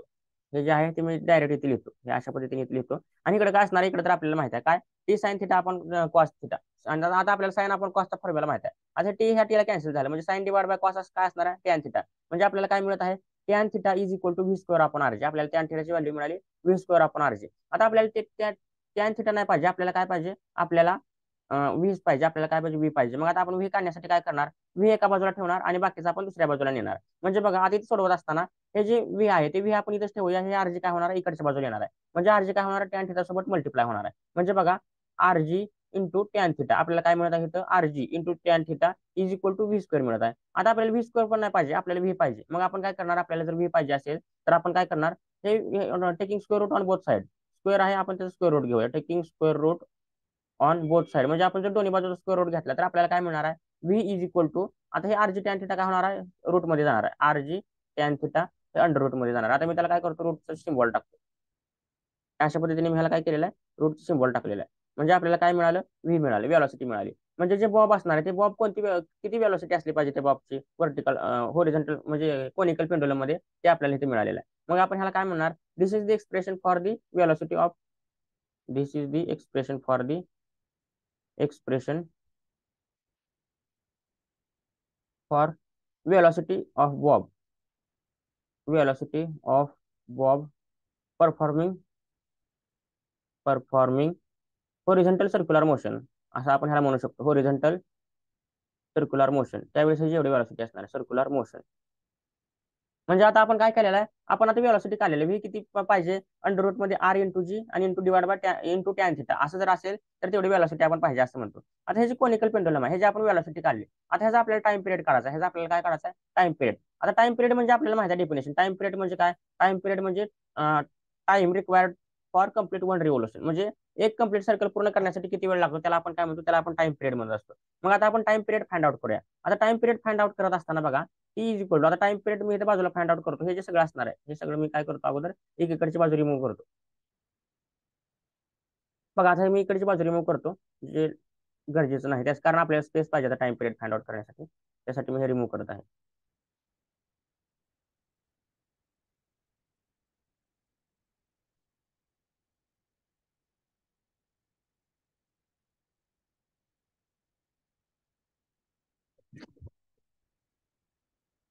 म्हणजे बघा आता आपल्याला काय करायचं, टाइम पिरियड काढायचा आहे. आता आपल्याला टाइम पिरियडचा फॉर्म्युला माहिती आहे का, time period is equal to, black colour use करूया. बघा time period T is equal to काय असणार आहे, 2πr divide by V. 2πr म्हणजे काय, एक रिव्होल्यूशन करायला किती वेळ लागत आहे, म्हणजेच काय, आता सर्कम्फरन्स ऑफ द सर्कल आपल्याला फॉर्म्युला काय माहिती आहे, 2πr माहिती आहे. म्हणजे आपण एक रिव्होल्यूशन म्हणजे काय, ते एक फेरी पूर्ण करायला, हे सर्कल आहे. त्यामुळे आपण काय डिस्टन्स, आपण वेलोसिटी आपण काय घेतलेला आहे. आता आपल्याला स्पीड तर माहिती आहे, स्पीड इज इक्वल टू काय असतो, डिस्टन्स अपॉन टाइम असतो. Speed is equal to distance upon time असणार आहे. आता आपण टी साठी काय केलेलं आहे, टी इकडे गेला म्हणल्यानंतर काय असणार आहे, स्पीड खाली येणार आहे. म्हणजे काय, टाइम इज इक्वल टू काय असणार आहे, डी डिवाइड बाय खाली स्पीड असणार. डी म्हणजे काय, डिस्टन्स, आणि स्पी म्हणजे काय, स्पीड. आता आपण डिस्टन्स साठी सिम्बॉल काय, डिस्टन्स किती असणार आहे, तर डिस्टन्स म्हणजे काय, एक सर्कल म्हणजे काय, सर्कम्फरन्सचा फॉर्म्युला काय आहे, 2πr, आणि डिवाइड बाय स्पीड. स्पीड साठी आपण सिम्बॉल काय वापरतो, व्ही. म्हणजे आपल्याला फॉर्म्युला काय मिळाला, T is equal to 2πr divide by V. म्हणजे T is equal to 2πr divide by V. हे सर्कम्फरन्स आहे, म्हणजे एक रिव्होल्यूशन पूर्ण करायला किती वेळ लागत आहे, त्यासाठी हे. म्हणजे आपल्याला बेसिक फॉर्म्युल्यावरून आपण टीचा फॉर्म्युला काढायला, speed is equal to distance upon time, हे माहिती आहे. आपण ह्याच्यावरून काय केलं, मॉडिफाय केला, टीला इकडे पाठवलं, स्पीडला इकडे आणलं, म्हणजे time is equal to distance divide by speed. आता आपण काय केलं, टी सिम्बॉल ठेवले, डिस्टन्स कावलं, डिस्टन्स किती आहे इथं, एक रिव्होल्यूशन कंप्लीट करत आहे, म्हणजे सर्कम्फरन्स, एक सर्कम्फरन्स म्हणजे 2πr, आणि डिवाइड बाय व्ही. स्पीड साठी आपण व्ही वापरतो, वेलोसिटी वापरतो. म्हणजे हे आपण इथं फॉर्म्युला घेतलेला आहे. आता हे मी रिमूव्ह करतो.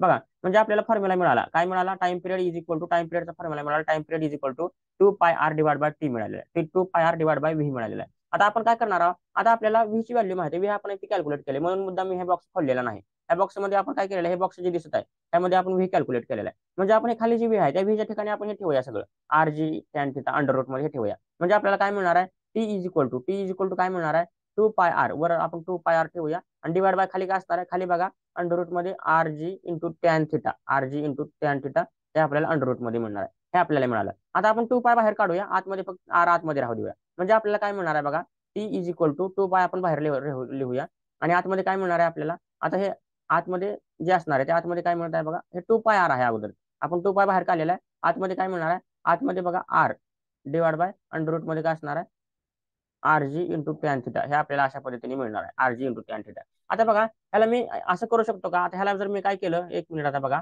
हे जे टी असणार, हे जे 2π आहे, आता हे काय करायचं आहे, R G into tan theta दिसत आहे आपल्याला, काय दिसत आहे, R G into tan theta. म्हणजे हे जे अंडर रूट आहे, हे अंडर रूट मला हे पूर्ण एवढ्याला टाकायचं आहे. आता मी हे बघा येलो कलर, ब्ल्यू कलरने दाखवत आहे, हे जे मला अंडर रूट आहे, हे अंडर रूट मला काय करायचं आहे, एवढ्याला न ठेवता पूर्ण ह्याला अंडर रूट करायचं आहे. हे पूर्ण जे असणार आहे, हे पूर्ण ब्ल्यू कलरने बॉक्स केलेला आहे, ते मला अंडर रूट मध्ये टाकायचं आहे. म्हणजे बघा आपण काय करत असतो, आता समजा हे अशा पद्धतीने 32 अंडर रूट मध्ये 32 आहे. क्लास 10th मध्ये, 9th मध्ये, 11th मध्ये, मॅथ्स मध्ये सोडवत असताना आपण काय करत होतो, हे असं असेल तर आतमध्ये फोड करत होतो 16 × 2, आणि हे जे 16 आहे ते आपण रूटच्या बाहेर घेत होतो. रूटच्या बाहेर घेत असताना आपण ह्याला काय म्हणत होतो, 4 म्हणत होतो, आणि अंडर रूट 2 आपण असं आन्सर काढत होतो. म्हणजे काय, कोणती पण एखादी जर गोष्ट आतमध्ये स्क्वेअर असेल तर ते बाहेर आल्यानंतर, रूटच्या बाहेर आल्यानंतर त्याचा स्क्वेअर रूट होत निघत असतो. म्हणजे बघा हे 16 आहे, 16चा रूट घेतला आपण, किंवा एखादी गोष्ट जर बाहेर असेल, तर 4 जर आतमध्ये पाठवायचं म्हणलं तर आपण काय करतो, 4 स्क्वेअर म्हणतो. म्हणजे आता हे आरला मला आतमध्ये पाठवायचं, हे आरला मला काय करायचं, अंडर रूट टाकायचं आहे. मग आतमध्ये काय असणार आहे, R is equal to under root मध्ये आर स्क्वेअर असणार आहे, म्हणजे स्क्वेअर रूट कॅन्सल, म्हणजे आर राहिलं नसतं. म्हणजे आता ह्याला मी काय करणार आहे, अंडर रूट मध्ये टाकणार आहे. म्हणजे बघा मी अगोदर इथे बाजूला करून दाखवतो, मी डायरेक्ट आन्सर घेत नाही, मी इथे बाजूला करून दाखवतो. आता हे आर जे आहे, हे आरला मी काय लिहितो, अंडर रूट आर स्क्वेअर लिहितो. म्हणजे मला काय लिहायचं इथं, अंडर रूट आर स्क्वेअर, आणि डिवाइड बाय खाली काय आहे, खाली आपल्याला आहे under root R G into tan theta, खाली काय आहे. आता हे वरच्याला पण अंडर रूट आहे, खालच्याला पण अंडर रूट आहे. म्हणजे आपण एकच रूट वापरणार, आणि काय लिहिणार, R square divide by R G tan theta, असं आपण लिहू शकतो. मग आता मी डायरेक्ट आन्सर लिहितो, हे जे असणार हे मी इथे डायरेक्ट इथे लिहितो. आता मी इथे काय लिहिणार, T is equal to 2π into, आता हे पूर्ण पूर्ण एका रूट मध्ये घेतो, वर आर स्क्वेअर, आणि डिवाइड बाय खाली काय असणार आहे, R G into tan theta, खाली काय असणार आहे, R G into tan theta. आता आर स्क्वेअर म्हणजे काय, आता आर स्क्वेअर म्हणजे काय, आर इंटू आर, म्हणजे 2 वेळा गुणाकार करणे म्हणजे आपण त्याला स्क्वेअर म्हणतो. आता मग जे आर स्क्वेअर आहे, त्या आर स्क्वेअरच्या ठिकाणी मी काय करतो, आर इंटू आर घेतो. त्या आर स्क्वेअरच्या ठिकाणी काय घेतो मी, आर इंटू आर. हे आर स्क्वेअर मी रिमूव्ह केलं, आणि या ठिकाणी मी आर इंटू आर घेतलं. आता बघा हे आर कॅन्सल झालं, हे आर कॅन्सल झालं. म्हणजे आपल्याला काय मिळत आहे, टी इज इक्वल टू 2π, आणि अंडर रूट मध्ये काय मिळत आहे, r divide by g tan theta, r divide by g tan theta मिळत आहे. आपल्याला काय मिळत आहे, r divide by g tan theta, ह्याला अंडर रूट मध्ये सस्पेन्स ठेवलेला आहे. आता बघा हे मी असं लिहू शकतो का, आता इकडे बाजूचं मी रिमूव्ह करतो, कारण आपल्याला आणखी स्पेस पाहिजे, त्यामुळे मी इकडे सगळं रिमूव्ह करत आहे.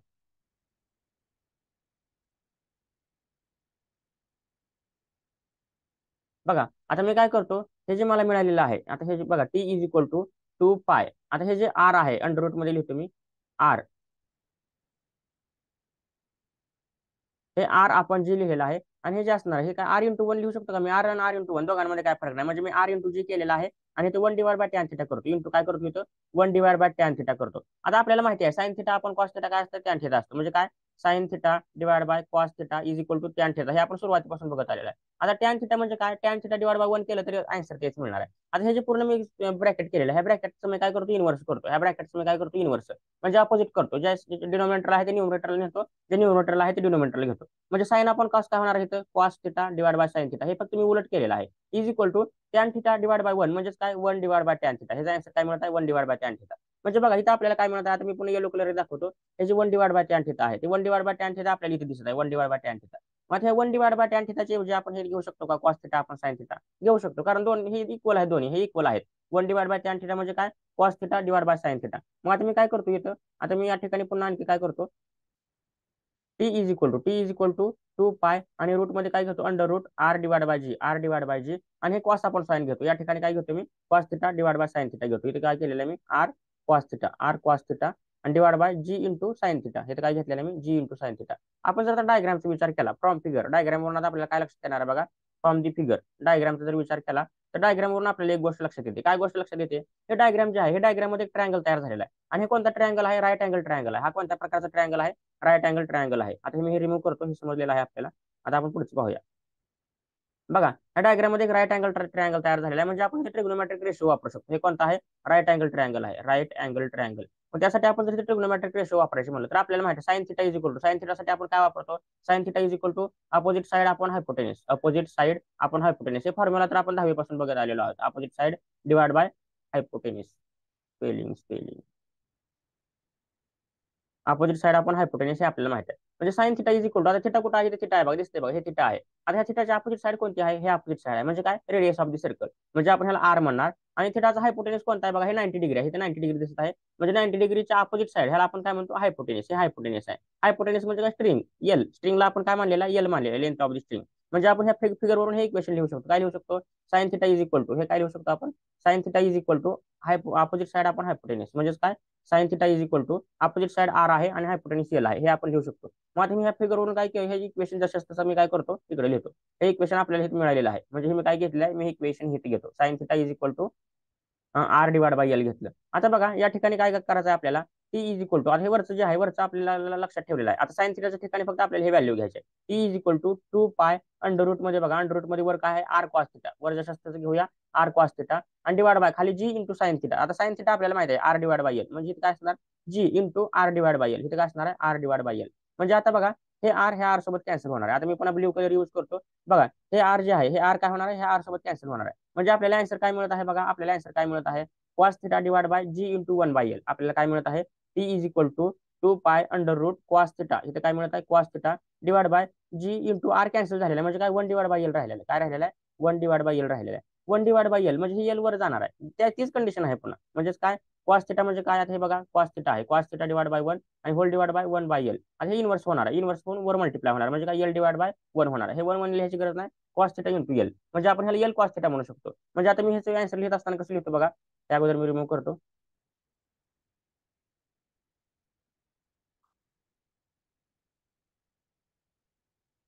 बघा मी हे रिमूव्ह केलेलं आहे आणि या ठिकाणी आता आपण पुढचे लिहूया.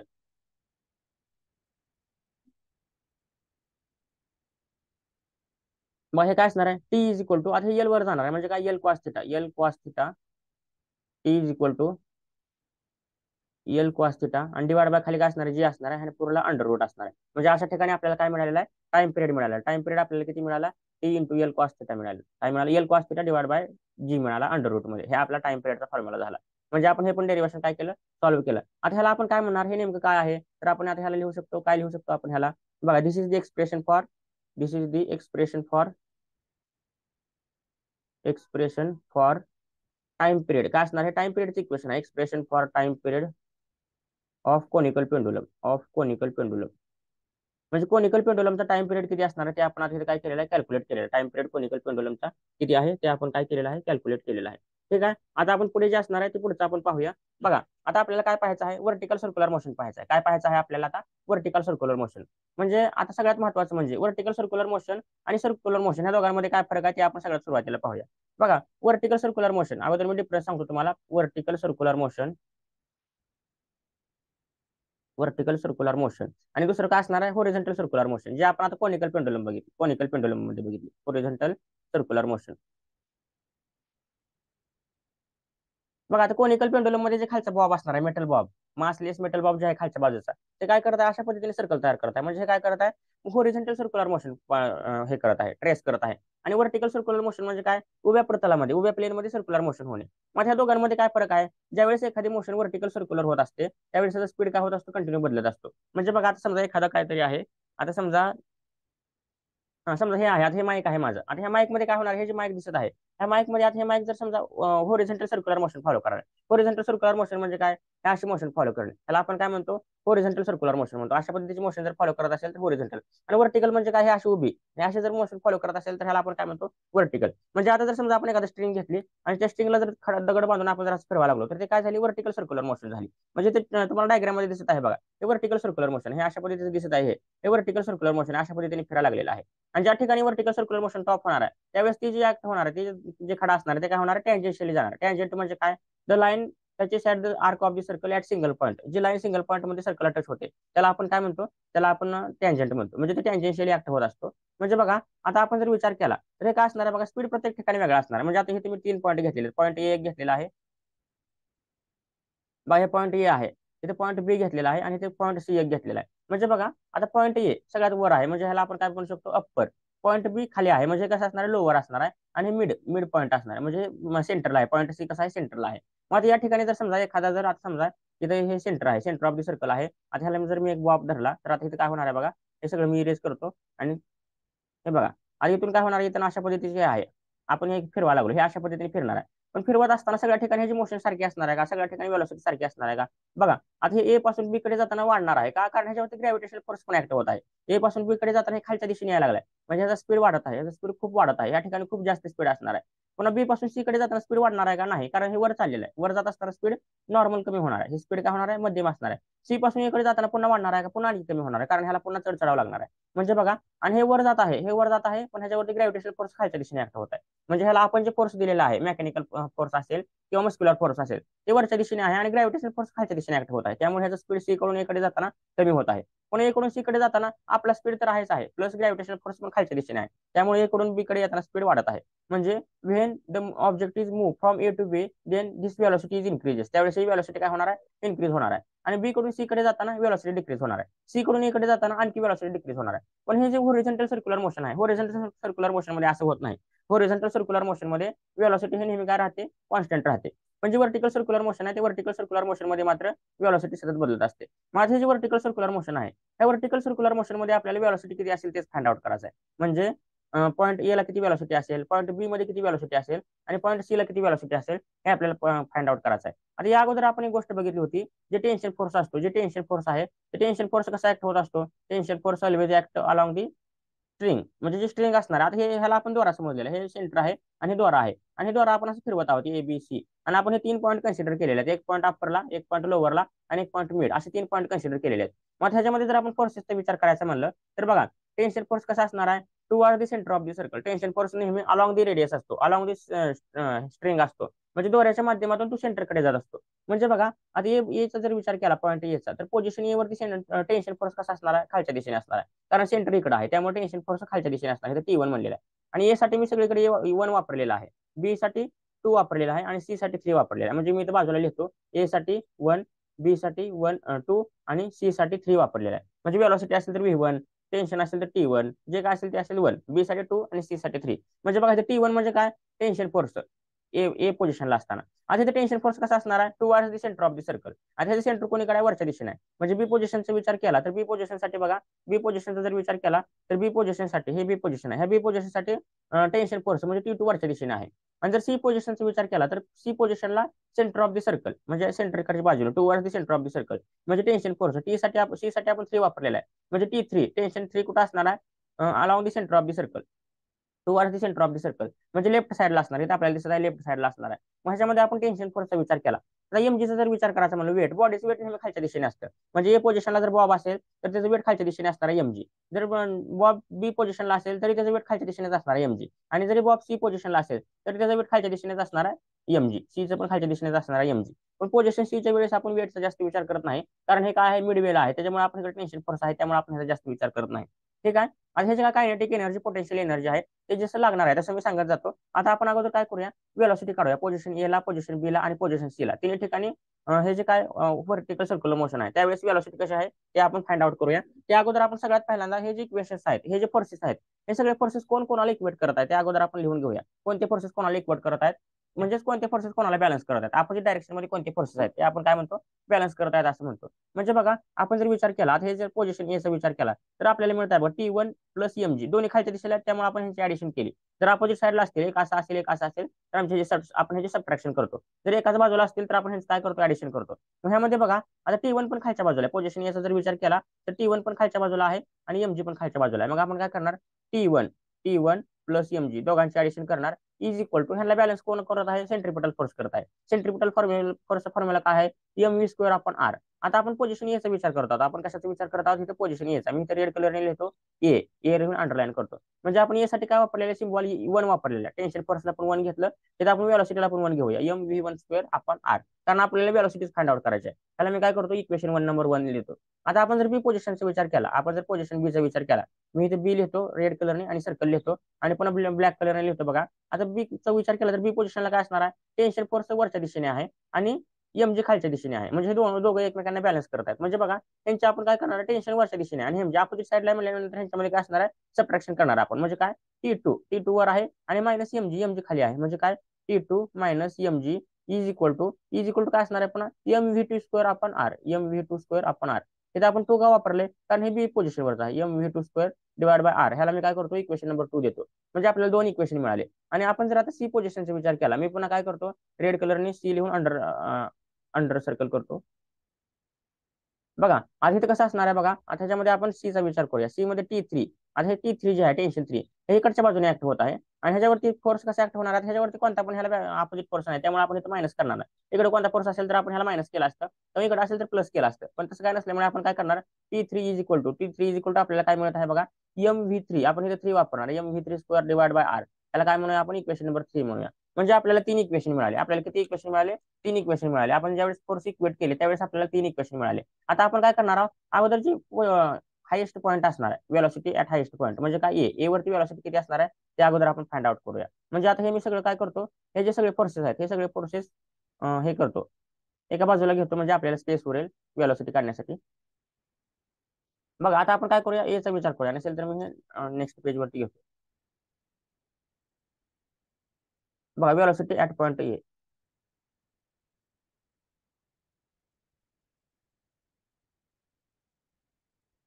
ठीक आहे, बघा हे तीन इक्वेशन आहेत. आता आपल्याला काय करायचं आहे, ए पॉईंटला किती वेलोसिटी असेल आपण इथे चेक करूया.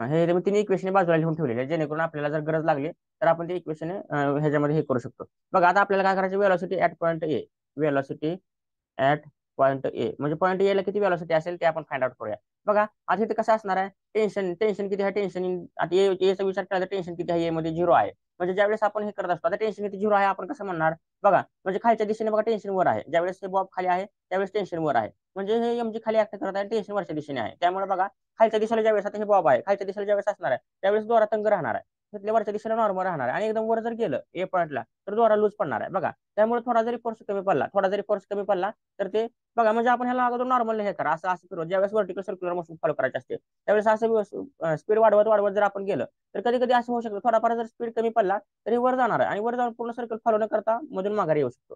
पण थोडा जरी फोर्स जास्त झाला नॉर्मल जरी, तरी हे पलीकडे जाऊन येणार आहे, पण पुढचा राऊंड करू शकणार नाही. हे पलीकडे इकडे कशा येणार आहे, ए कडून बी कडे कशासाठी येणार आहे, कारण ह्याच्यावरती ग्रॅव्हिटेशनल फोर्स ऍक्ट होता म्हणून बी पर्यंत येणार आहे, बीच्या नॉर्मल पुढे जाणार आहे आणि पुन्हा माघारी येणार आहे. पण थोडा जरी फोर्स कमी पडला तरी हे बघा, इकडे ए कडे जात असताना थोडा कमी पडला तरी माघारी येण्याची शक्यता असते. का, कारण तिथे आपल्याकडून वेलोसिटी फोर्स थोडा कमी पडलेला आहे. म्हणजे बघा, आणि जर याच्या पोझिशनला विचार केला तर या पोझिशनला स्ट्रिंग जी असते ती स्ट्रिंग लूज असते, लूज नॉर्मल असणार, हे पूर्ण हे नसते, तंग नसते. म्हणजे ह्याच्यामध्ये टेन्शन काहीच नसतं, हे ए पॉईंटला असताना टेन्शन इथे काहीच नसतं. त्यामुळे आपण काय लिहिणार, हायस्ट पोझिशनला टेन्शन हे लिहिणार, 0 लिहिणार. आणि स्पीड कसा असणार, वर मिनिमम असणार आहे. बघा तुम्ही किती स्लो जातो, तिकडून येत असताना स्पीड वाढतो, स्पीड वाढतो वाढतो वाढतो, इकडे खूप वाढतो, तिथून कमी कमी होत जातो, सी कडून इकडे जाताना आणखी कमी होत जातो. आणि थोडा जरी ह्याला फोर्स कमी पडला तरी इथून हे माघारी येण्याची शक्यता आहे, इथपर्यंत जाईल आणि माघारी येईल. किंवा जर नॉर्मल चुकून जर बरोबर ऍक्ट झाला तर इथपर्यंत जाईल यायला. आणि इथं पुन्हा ग्रॅव्हिटेशनल फोर्स ऍक्ट व्हायला सुरुवात होईल, त्यामुळे इकडून पुन्हा बीकडे जायला सुरुवात. लक्षात येते का? म्हणजे इथं वेलॉसिटी मिनिमम असणार आहे, वेलॉसिटी मिनिमम असणार आहे आणि टेन्शन झिरो असणार आहे. मग आता मी इथं अगोदरच लिहितो वेलॉसिटी व्ही कशी असणार आहे minimum, V1 is equal to minimum आणि T is equal to T1 is equal to zero, tension force zero असणार आहे. म्हणजे बघा आता आपल्याला इक्वेशन वनचा जर विचार केला तर आता इक्वेशन वन काय आहे बघा, T1 plus mg is equal to काय असणार आहे, mv1 square upon r, mv1 square upon R, हे आपलं इक्वेशन वन आहे. आता T1 किती आहे, झिरो आहे, तर T1 मी झिरो लिहिलेला आहे. म्हणजे झिरो प्लस mg काय येणार आहे, mg येणार आहे, झिरो प्लस mg. आता अगोदर हे बघा, हे एम कॅन्सल झालं, हे एम कॅन्सल झालं, म्हणजे हे तर हे एम लिहित नाही मी, हे एम काय करतो मी, इरेज करतो. म्हणजे आपल्याला काय जी इज इक्वल टू, आपल्याला काय राहिलेलं फक्त जी इज इक्वल टू काय असणार आहे बघा, V square upon R, g is equal to काय आहे तर V1 स्क्वेअर अपॉन आर. आता हे आर इकडे आल्यानंतर काय होणार आहे बघा, मल्टिप्लाय होणार आहे, म्हणजे काय R g is equal to V1 square. आता आपल्याला स्क्वेअर नाही पाहिजे, आपल्याला V1 पाहिजे, व्हेलॉसिटी वन म्हणजे काय, पोझिशन याला काय आहे, वन आपण पोझिशन यासाठी वापरलेलं आहे. मग आता इथं आपण काय करणार, taking square root on both side, म्हणजे जर इथं आपण स्क्वेअर रूट घेतला तर आपल्याला काय मिळणार आहे बघा, इथं आरजी काय होणार आहे, अंडर रूट मध्ये जाणार आहे, आरजी अंडर रूट मध्ये गेलं आणि व्ही वन स्क्वेअरचा स्क्वेअर रूट काय असणार, V1 असणार आहे. म्हणजे आपल्याला काय मिळत आहे, V1 is equal to under root r g, V1 is equal to काय मिळत आहे आपल्याला, अंडर रूट आरजी मिळत आहे. हे आपल्याला वेलॉसिटी मिळाली. V1 म्हणजे काय, velocity at highest point, highest position, म्हणजे काय पॉईंट ए. मग आपण ह्याला काय म्हणणार, velocity at highest position, velocity at highest position that is point A. Point A ला वेलोसिटी किती असेल ते आपण कॅल्क्युलेट केली. हे काय झालेलं आहे, आपण पॉईंट ए ला वेलोसिटी किती आहे ती कॅल्क्युलेट केलेली आहे. आता आपण पॉईंट बी ला वेलोसिटी किती असेल ते कॅल्क्युलेट करूया आणि नंतर आपण पॉईंट सी ला वेलोसिटी किती असते ते कॅल्क्युलेट करूया. बघा आता आपण पॉईंट ए आणि पॉईंट ए काढलेला आहे, आपण आता पॉईंट बी आणि पॉईंट सी फाइंड आउट करूया. पॉईंट बी आणि पॉईंट सी ला किती वेलोसिटी असते ते आपण कॅल्क्युलेट करूया. बघा आपण जर इथे मी डायग्राम छोटी ऍड केलेली आहे, लक्षात यावं ह्यासाठी मी छोटी डायग्राम ऍड ठेवलेली आहे. त्या डायग्राम कडे बघून आपण इथे काय करू, पॉईंट बी आणि पॉईंट सी काढूया.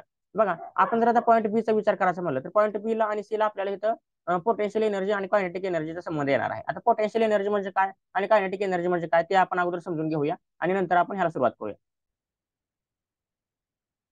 बघा आता पोटेन्शियल एनर्जी म्हणजे काय, आपण अगोदर पाहिलेलं आहे, 11th मध्ये 10th मध्ये पाहिलेलं आहे. पोटेन्शियल एनर्जी म्हणजे काय, पोटेन्शियल एनर्जीचा फॉर्म्युला आहे 1/2 mv². काय फॉर्म्युला आहे, 1/2 इंटू mv². हे आपला पोटेन्शियल एनर्जीचा फॉर्म्युला आहे. आणि कायनेटिक एनर्जीचा फॉर्म्युला काय आहे, कायनेटिक एनर्जी म्हणजे काय, kinetic energy is equal to mgh. आता या ठिकाणी बघा एम म्हणजे काय आहे, mass of the particle, v म्हणजे काय आहे, वेलोसिटी ऑफ पार्टिकल. या ठिकाणी एम म्हणजे काय आहे, मास ऑफ पार्टिकल किंवा मास ऑफ ऑब्जेक्ट.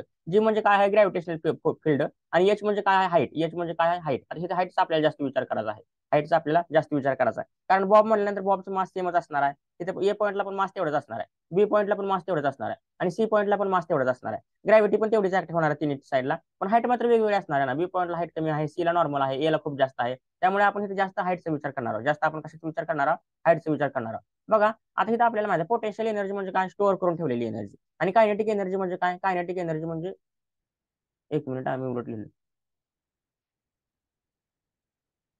हे वरचं कायनेटिक एनर्जी आहे आणि खालची पोटेन्शियल एनर्जी, सॉरी हे वरचं काय आहे 1/2 mv² म्हणजे काय, कायनेटिक एनर्जी, हे कायनेटिक एनर्जी आहे आणि खालचं पोटेन्शियल एनर्जी आहे. बघा पोटेन्शियल एनर्जी म्हणजे स्टोअर्ड करून ठेवलेली एनर्जी, ह्याला आपण काय म्हणतो, स्टोअर्ड करून ठेवलेली एनर्जी, स्टोअर्ड एनर्जी म्हणजे साठवून ठेवलेली एनर्जी, हे म्हणजे पोटेन्शियल असणार आहे. आणि कायनेटिक एनर्जी म्हणजे काय, कायनेटिक एनर्जी म्हणजे मोशन मध्ये असणारी एनर्जी, फ्लो मध्ये असणारी एनर्जी, त्याला आपण काय म्हणतो, कायनेटिक एनर्जी म्हणतो.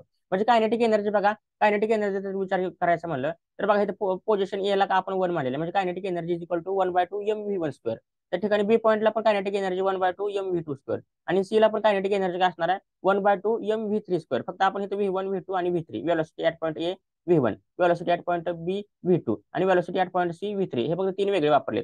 नाहीतर तिन्हीकडे कायनेटिक एनर्जी सेम आहे, kinetic energy is same everywhere. Point A ला पण तेवढीच कायनेटिक एनर्जी आहे, पॉईंट बी ला पण तेवढीच कायनेटिक एनर्जी आहे आणि पॉईंट सी पाशी पण तेवढीच कायनेटिक एनर्जी आहे. पण पोटेन्शियल एनर्जी मात्र वेगवेगळी आहे. आता पोटेन्शियल एनर्जी वेगवेगळी काय आहे, पोटेन्शियल एनर्जीचा फॉर्म्युला काय आहे, potential energy is equal to mgh. आता या ठिकाणी बघा एम सगळीकडे सारखा असणार आहे, जी सगळीकडे सारखा असणार आहे, पण हाईट मात्र सगळीकडे वेगवेगळी आहे. मग आपण जर पॉईंट ए चा विचार करायचा म्हणलं तर पॉईंट ए चा विचार करायचा म्हणलं तर पॉईंट ए ला किती बघा, हे अर्थ सरफेस आहे, हे अर्थ सरफेस आहे समजा, किंवा हे आपला सरफेस आहे, ग्राउंड आहे. आता इथून हाईट किती असणार, हे पॉईंट ए आहे, इथं दिसते बघा पोझिशन ए.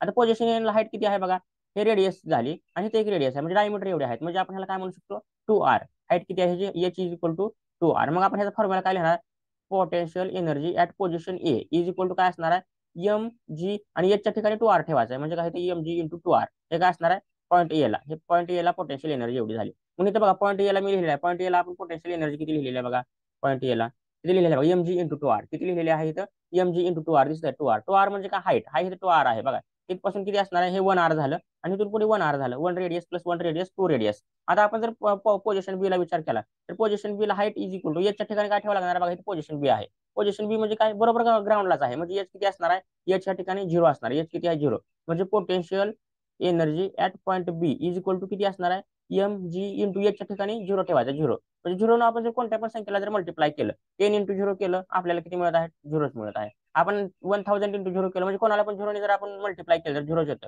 म्हणजे potential energy at point B is equal to 0. आपल्याला आन्सर किती मिळत आहे, बी पॉईंटला 0. म्हणून आपण इथे बघा पोटेन्शियल एनर्जी 0 लिहिलेला आहे. पॉईंट बी ला पोटेन्शियल एनर्जी 0 घेतलेला आहे. हे काय, पॉईंट बी ला पोटेन्शियल एनर्जी आहे. आणि आता जर पॉईंट सी ला विचार करायचं म्हणलं तर पॉईंट सी ला बघा, इथं सरफेस आहे. सरफेस पासून किती, एवढा अंतर. एवढा अंतर म्हणजे काय, हे दिसत आहे बघा, एवढा अंतर म्हणजे काय, 1 रेडियस झाली. पण हे सेंटर आहे ना, हे सेंटर ऑफ द सर्कलची लाईन आहे. म्हणजे हे काय, 1 रेडियस झालं. म्हणजे इथं आपण काय घेणार, h is equal to r घेणार, सिंगल आर घेणार. म्हणजे बघा potential energy at point C is equal to M g आणि एच. एचच्या ठिकाणी काय, आर घ्यायचं, एम जी इंटू आर. म्हणजे आपल्याला हे काय मिळालं, हे सी पॉईंट साठी मिळालं. म्हणजे बघा, म्हणजे बघा हे जे पोटेन्शियल एनर्जी असणार आहे, कायनेटिक एनर्जी सगळीकडे सारखी असणार आहे. पोटेन्शियल एनर्जी मात्र वेगवेगळी असणार आहे. आणि वेगवेगळे म्हणजे किती, ते आपण इथे फाइंड आउट केलेलं आहे बघा. म्हणजे हे बघा पोटेन्शियल एनर्जी ए साठी एम जी इंटू टू आर, इथे आपण एम जी इंटू टू आर घेतले ए साठी. पोटेन्शियल एनर्जी बी साठी 0 आहे, इथे आपण पोटेन्शियल एनर्जी बी साठी 0 घेतलेला आहे. आणि सी साठी एम जी इंटू आर आहे. सी साठी काय आहे, एम जी इंटू आर, तिथे आपण सी साठी एम जी इंटू आर घेतलेला आहे. आणि कायनेटिक एनर्जी सगळीकडे सेम आहे, फक्त आपण व्ही वन व्ही टू आणि व्ही थ्री वेलोसिटीसाठी हे 3 वापरले.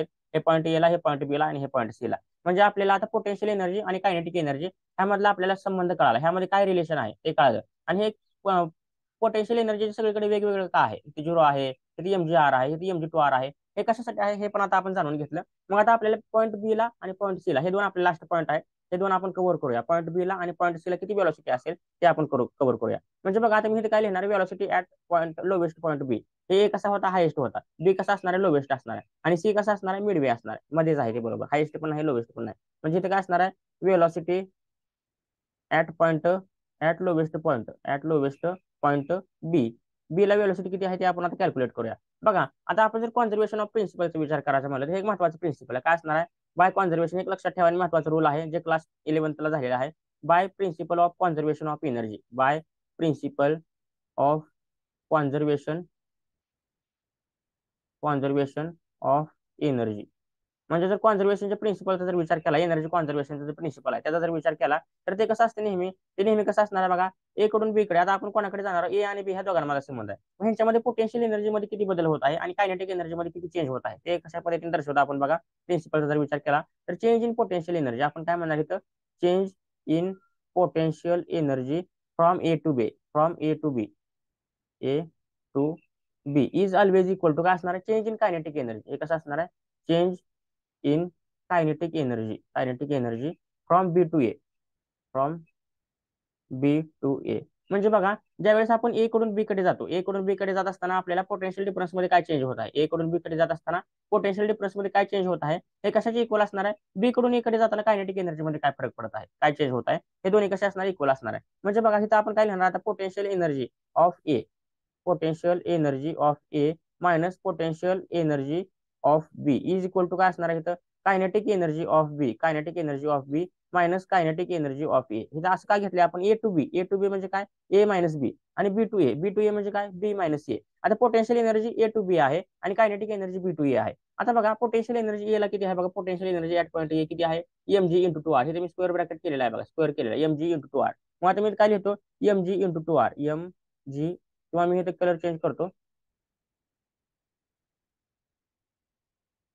बघा. इथे किती आहे पोटेन्शियल एनर्जी ए पॉईंटला, एम जी इंटू टू आर आहे. मग मी इथे मी काय लिहितो, याला अंडरलाईन केलेला आहे आणि इथे लिहितो मी एम जी इंटू टू आर लिहितो. इथे काय लिहिलं आहे, M G into two R लिहिलेलं आहे. आणि मायनस आता potential energy at point B. आता पॉईंट बी ला पोटेन्शियल एनर्जी दिसत आहे बघा, मी त्याला पुन्हा ह्याला स्क्वेअर केलेला, हे किती असणार आहे, 0 असणार आहे. मायनस 0 इज इक्वल टू, आता कायनेटिक एनर्जी बी ला किती आहे बघा, बी पॉईंटला कायनेटिक एनर्जी किती आहे, 1/2 एम व्ही टू स्क्वेअर. किती आहे इथं, 1/2 एम व्ही टू स्क्वेअर. आणि कायनेटिक एनर्जी ऍट पॉईंट ए, आता ए पॉईंटला कायनेटिक एनर्जी किती आहे बघा, 1/2 एम व्ही वन स्क्वेअर. किती आहे, 1/2 एम व्ही वन स्क्वेअर, हे एवढे आहे. आता ह्याच्यामध्ये जर बघा, आता ह्याच्यामध्ये जर आपण विचार केला तर हे किती आहे, 2 एम जी आर आहे. हे किती आहे, मायनस 0 केलं तर काय फरक पडत नाही. म्हणजे काय, 2 एम जी आर नंबर बाजूला घेतलेला आहे आणि रेडियस एम जी सोबत मी मल्टिप्लाय केलेला आहे. 2mgr इज इक्वल टू, आता इथे बघा 1/2m हे कॉमन काढू शकतो. इथे पण 1/2m आहे, इथे पण 1/2m आहे. म्हणजे हे बघा हे 1/2m सेम आहे, हे 1/2m सेम आहे. म्हणजे मी कॉमन घेतलं 1/2m आणि आतमध्ये काय असणार आहे, आतमध्ये बघा v2 स्क्वेअर हे मायनस आहे, इथे पुन्हा v1 स्क्वेअर आहे. म्हणजे आतमध्ये मी काय लिहिणार, v2 square minus v1 square हे मी आतमध्ये लिहिलं. म्हणजे बघा आता आपल्याला काय मिळणार इथं, आता ह्याच्यामध्ये बघा हे m कॉमन काढलेलं, हे m कॅन्सल झालं ह्या m सोबत. म्हणजे इथे किती मिळत आहे, तर 2 × gr हे m गेलं 2 × gr इज इक्वल टू, आता इथे काय असणार आहे बघा, हे 2 × gr, आता हे 2g हे 1/2 झालं 1/2 आणि हे v2 मायनस v1 स्क्वेअर आहे. हे काय आहे इथं, v2 minus v1 square, v2 minus v1 चा स्क्वेअर. त्या ब्रॅकेटचा स्क्वेअर करतो मी डायरेक्ट, किंवा v1 square v2 square minus v1 square केलं तरी काय फरक पडत नाही. ठीक आहे, कोण काही जरी केलं तरी चालते, काय नाही. ब्रॅकेटचा स्क्वेअर करा किंवा v1 चा v2 चा स्क्वेअर करून ठेवा. बघा आता ह्याच्यामध्ये काय करायचं आहे आपल्याला, आता इथे मी बाजूला लिहितो बघा. आता ह्याच्यामध्ये जे आहे हे जे 2 दिसत आहे ते 1/2 आहे. म्हणजे 2 कसा आहे, ते मल्टिप्लाय इकडे गेल्यानंतर काय होणार आहे, डिवाइड होणार आहे. म्हणजे मी 2 अगोदर इकडे पाठवतो, म्हणजे मला काय मिळणार आहे बघा, हे 2 इंटू हे 2gr. आता हे 2gr अगोदरचं आहे आणि हे 2 तिकडचं इकडे आलेलं आहे. म्हणजे इकडे आता 1/2 लिहायची गरज नाही. इकडे आपण काय लिहिणार आहे, v2 मायनस v1 लिहिणार, v2 square minus v1 square. हे आपण अशा पद्धतीने लिहिलं. म्हणजे 2 × 2 किती मिळत आहे आपल्याला, 4rg मिळत आहे. किती मिळत आहे, 4gr किंवा rg ची सवय लागलेली आहे आपल्याला. त्यामुळे इथं r × g करा, कारण आपण अगोदर नेहमी rच वापरतो. r × g म्हणजे इथं 2 × 2 4 r × g is equal to, इथं काय असणार आहे, v2 मायनस v1 असणार आहे. काय असणार आहे इथं, v2 square minus v1 square असणार आहे. म्हणजे बघा आता इथपर्यंत आपण अशा पद्धतीने केलेलं आहे, v2 मायनस v1 स्क्वेअर आपला आलेला आहे, v2 मायनस v1 स्क्वेअर. बघा आणि आपण मगाच्या पोझिशन ए ला आता आपण काय करायला लागलो, velocity at lowest point position B, म्हणजे पॉईंट बी ला वेलोसिटी काढायला लागलोय. आपण मगाशी ह्याच्या अगोदरच्या स्लाइड मध्ये पॉईंट ए ला वेलोसिटी काढली होती. पॉईंट ए ला आपल्याला काय मिळत होतं, v1 इज इक्वल टू, इथं आपल्याला काय मिळालेलं आहे, v1 इज इक्वल टू आपल्याला मगाशी मिळालं होतं rg, अंडर रूट मध्ये rg मिळालं होतं. आपल्याला काय मिळालं होतं, अंडर रूट मध्ये rg मिळालं होतं. मग मी जर इथे v1 चा स्क्वेअर केला, तर हे अंडर रूट rg पण मला स्क्वेअर करावं लागणार, अंडर रूट rg मला स्क्वेअर करावं लागणार आहे. हे स्क्वेअर रूट कॅन्सल झाले, मला म्हणजे काय मिळणार आहे इथं, मला काय मिळणार आहे, मी इथे बाजूला लिहितो बघा, हे इथे मी इथे लिहितो, तर माझ्या फोटोच्या शेजारी लिहितो. म्हणजे काय, v1 square is equal to rg, मला काय मिळणार आहे, v1 square is equal to rg. म्हणजे v1 चा स्क्वेअर किती आहे, rg. मग इथे v1 स्क्वेअर दिसत आहे बघा, मग ह्या v1 च्या स्क्वेअरच्या ठिकाणी मी काय घेणार, rg घेणार. कशावरून घेतलेला आहे, फ्रॉम इक्वेशन 1 म्हणा किंवा पॉईंट ए म्हणा. पॉईंट ए ला आपण वेलोसिटी कॅल्क्युलेट केली, वेलोसिटी ऍट पॉईंट ए त्या इक्वेशन वरून आपण घेत आहोत. म्हणजे बघा 4 × rg is equal to v2 square minus, आता v1 स्क्वेअरच्या ठिकाणी मी काय घेतो, rg घेतो. v1 स्क्वेअरच्या ठिकाणी काय घेतो मी, rg घेतो. v1 च्या ठिकाणी आपण rg घेतलेला आहे. म्हणजे v2 स्क्वेअर मायनस rg आपल्याला मिळालेला आहे. 4rg is equal to v2 square minus rg. आता हे मायनस rg जे आहे तिकडे आल्यानंतर काय होणार आहे, प्लस rg होणार आहे. हे मायनस rg इकडे गेल्यानंतर प्लस rg होणार आहे. म्हणजे 4rg प्लस rg म्हणजे काय, 1rg इज इक्वल टू आपल्याला काय मिळत आहे, v2 स्क्वेअर मिळत आहे. आता बघा 4rg प्लस 1rg 5rg, हे किती मिळत आहे, 5rg is equal to v2 square. आता आपल्याला v2 चा स्क्वेअर नाही पाहिजे, आपल्याला v2 पाहिजे. मग आपण काय करणार, taking square root on both side. आता हे इथे statement taking square root on both side. Square root घेतल्यानंतर आपल्याला काय मिळणार आहे, हे अंडर रूट मध्ये जाणार आहे, 5 × rg अंडर रूट मध्ये जाणार आहे, इज इक्वल टू आपल्याला इथे काय मिळणार आहे, v2 मिळणार आहे. म्हणजे आपण काय म्हणू शकतो, v2 is equal to under root 5rg. Under root काय लिहिणार आपण, 5rg हे आपण लिहिलेलं आहे. म्हणजे काय असणार आहे, this is the expression for velocity at point बी.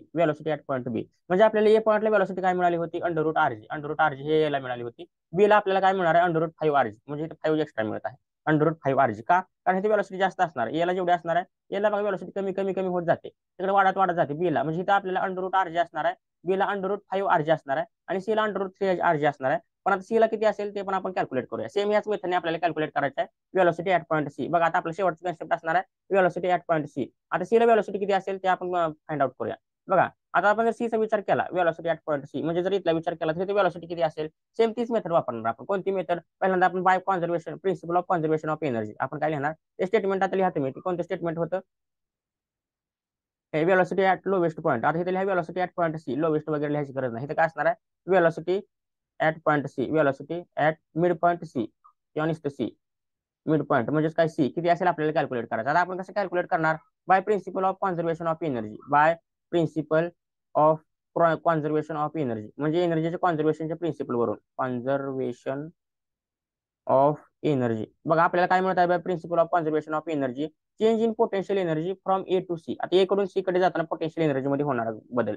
बघा change in potential energy, change in potential energy कुठून, from A to C, from A to C is equal to, हे कसे असणार आहे, change in kinetic energy, change in kinetic energy from C to A. कसे असणार आहे, from C to ए. आता C to A म्हणजे काय, सी कडून A कडे जाताना, आणि A to C म्हणजे बघा पोटेन्शियल एनर्जी नेहमी आपण कसं घेतो, नेहमी पोटेन्शियल एनर्जी आपण आता बघा मग A आणि B मध्ये कंपॅरिझन करत असताना आपण काय घेतलं इथं, potential energy, change in potential energy A to B, आणि कायनेटिक एनर्जीला मात्र आपण B to A घेतलं. म्हणजे वरून खाली येत असताना आपण पोटेन्शियल एनर्जीचा विचार करतो. आता A आणि C च्या बाबतीत पण बघा, change in potential energy at A to C म्हणजे काय, A वर आहे आणि C खाली आहे म्हणजे A to C. आणि जर आपण कायनेटिक एनर्जीचा विचार केला तर C to A मध्ये काय बदल होतो, हे दोन्ही चेंजेस कसे असणार, इक्वल असतात. हे दोन्ही चेंजेस कसे असतात, इक्वल असतात. त्यामुळे आपण मध्ये ह्याला इक्वेलिटी चिन्ह दाखवलेलं आहे आणि हे इक्वल आहे आपण असं समजलेलं आहे. आता ह्याच्यामध्ये बघा, change in potential energy A to C म्हणजे काय, A - C म्हणजे काय, potential energy at A, potential energy at point A minus potential energy at point C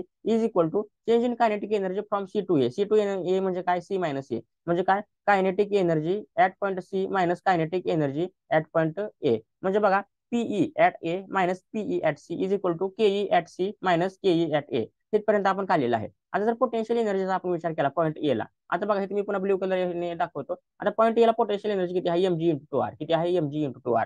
म्हणजे बघा, mg × 2r हे आपल्याला potential energy at point A मिळाली. आता potential energy at point C, आता सी पॉईंटला पोटेन्शियल एनर्जी किती आहे बघा, mgr. किती आहे, mg × r is equal to kinetic energy at point C. आता सी पॉईंटला कायनेटिक एनर्जी किती आहे बघा, 1/2 mv3 म्हणजे काय, 1/2 mv3 मायनस, आता कायनेटिक एनर्जी किती आहे बघा पॉईंट ए ला, 1/2 mv1 इथपर्यंत आलं. म्हणजे आता बघा, 2mgr मी काय लिहिणार, 2mgr म्हणजे mg आणि r मल्टिप्लाय केलेला आहे, 2 फक्त बाजूला लिहिलेला नंबर असल्यामुळे, मायनस आता इथे काय असणार आहे, 1mgr असणार आहे. काही नाही म्हणजे आपण तिथे 1 असतं compulsory, 1mgr is equal to, आणि ह्यामध्ये बघा आपण ह्यामध्ये पुन्हा आपण हे दोन्ही कॉमन काढू शकतो. कोणते दोन्ही आपण कॉमन काढू शकतो, हे जे आहे ते कोणते, 1/2 आणि हे 1/2 हे दोन्ही कॉमन काढले म्हणजे काय, 1/2 आणि आतमध्ये काय राहणार आहे इथं, V3 चा स्क्वेअर मायनस V2 चा स्क्वेअर. इथे काय राहणार आहे, V3 चा स्क्वेअर मायनस V2 चा स्क्वेअर, आणि इथे ब्रॅकेट कंप्लीट असणार आहे. हे आपण आतापर्यंत काढलं. म्हणजे बघा तिथं 2mgr मायनस 1mgr म्हणजे 2mgr मधून 1mgr गेलं, इथे काय राहणार आहे,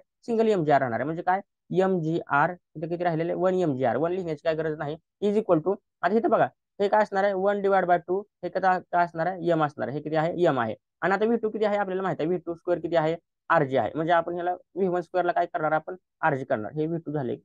हे पॉईंट एला आहे ना, हे पॉईंट एला V1 आहे. म्हणजे इथे काय असणार आहे, V3 इथे आहे बघा, हे V3 स्क्वेअर आणि हे V1 स्क्वेअर, इथे V3 स्क्वेअर, हे V1 स्क्वेअर. आणि आपल्याला माहिती आहे पॉईंट एला आपण V1च्या वेळी विचार केला होता, काय, V1 इज इक्वल टू आपल्याला काय मिळालं होतं, √RG मिळालं होतं. मग आपण जर ह्याचा स्क्वेअर केला तर V1 स्क्वेअर काय मिळणार आहे आपल्याला, RG मिळणार आहे. म्हणजे आपण हे जे V1 स्क्वेअर आहे या ठिकाणी आपण काय करूया, RG पुटअप करूया. म्हणजे ब्रॅकेटमध्ये काय असणार आहे, V3 स्क्वेअर मायनस RG. इथे काय लिहिलेलं आहे आपण, V3 चा स्क्वेअर आणि मायनस RG, ती व्हॅल्यू आपण पुटअप केलेली आहे RG. बघा आता पुढे आपण काय करणार आहोत, तिथे पुढे मी कंटिन्यू करतो.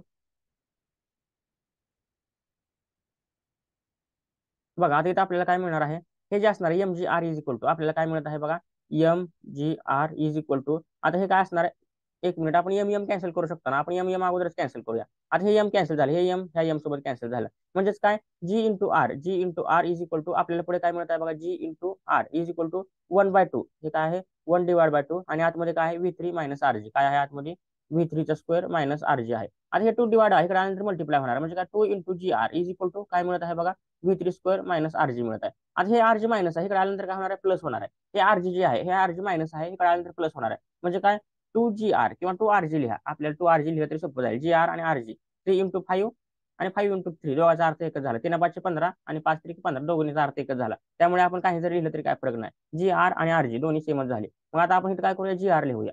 इथं काय लिहितो मी, GR म्हणजे काय, 2RG लिहितो इथं, 2RG, आणि हे मायनस RG आहे, इकडे आल्यानंतर काय होणार आहे, प्लस RG होणार आहे. RG म्हणजे काय, 1RG is equal to V3 चा स्क्वेअर होणार आहे. आता बघा 2RG प्लस 1RG काय येणार आहे, 3RG येणार आहे. इथं आपल्याला काय मिळणार आहे, आन्सर 3RG मिळणार आहे. इथे मी बाजूला लिहितो, 3RG is equal to V3 चा स्क्वेअर येणार आहे. आता आपल्याला V3 चा स्क्वेअर नाही पाहिजे, आपल्याला V3 पाहिजे. मग आपण काय करणार, taking square root on both side, taking square root on both side, ते पुढचे लिहा तुम्ही, ऑन बोथ साइड. म्हणजे इथं आपल्याला काय मिळणार आहे, अंडर रूट मध्ये 3RG मिळणार आहे. अंडर रूट मध्ये 3RG is equal to V3 मिळणार आहे. ते स्क्वेअर कॅन्सल होणार आहे. म्हणजे आपल्याला V3 मिळालं. V3 आता मी इथं बाजूला लिहितो बघा, V3 इज इक्वल टू काय, अंडर रूट 3RG. अशा पद्धतीने आपल्याला आन्सर मिळालेला आहे कशाचं, ऍट पॉईंट सी पॉईंटला किती स्पीड असेल. म्हणजे बघा हे पण आपण कॅल्क्युलेट केलं. म्हणजे आपण जर टोटल विचार केला, बघा आता आपण काय केलं, ऍट पॉईंट ए ला काढलं, ऍट पॉईंट बी ला काढलं, आणि ऍट पॉईंट सी ला काढलं. हायेस्ट पॉईंटला पण आपण काढलं. हायेस्ट पॉईंटला आपल्याला किती मिळालेलं आहे, आपण हायेस्ट पॉईंटचा विचार केला तर हायेस्ट पॉईंटला आपल्याला किती मिळालेलं आहे बघा, हे पॉईंट ए आहे, हे पॉईंट बी आहे. आपल्याला अंडर रूट RG मिळालं. इथं आपल्याला काय मिळालं, अंडर रूट 5RG मिळालं, आणि इथं आपल्याला काय मिळालं, अंडर रूट 3RG मिळालं. म्हणजे ह्या ठिकाणी हे मिळालं, ह्या ठिकाणी 5 rg मिळालं आणि ह्या ठिकाणी 3 rg मिळालं. अशा पद्धतीने आपण velocity of metal Bob at different position म्हणजे काय? At highest position that is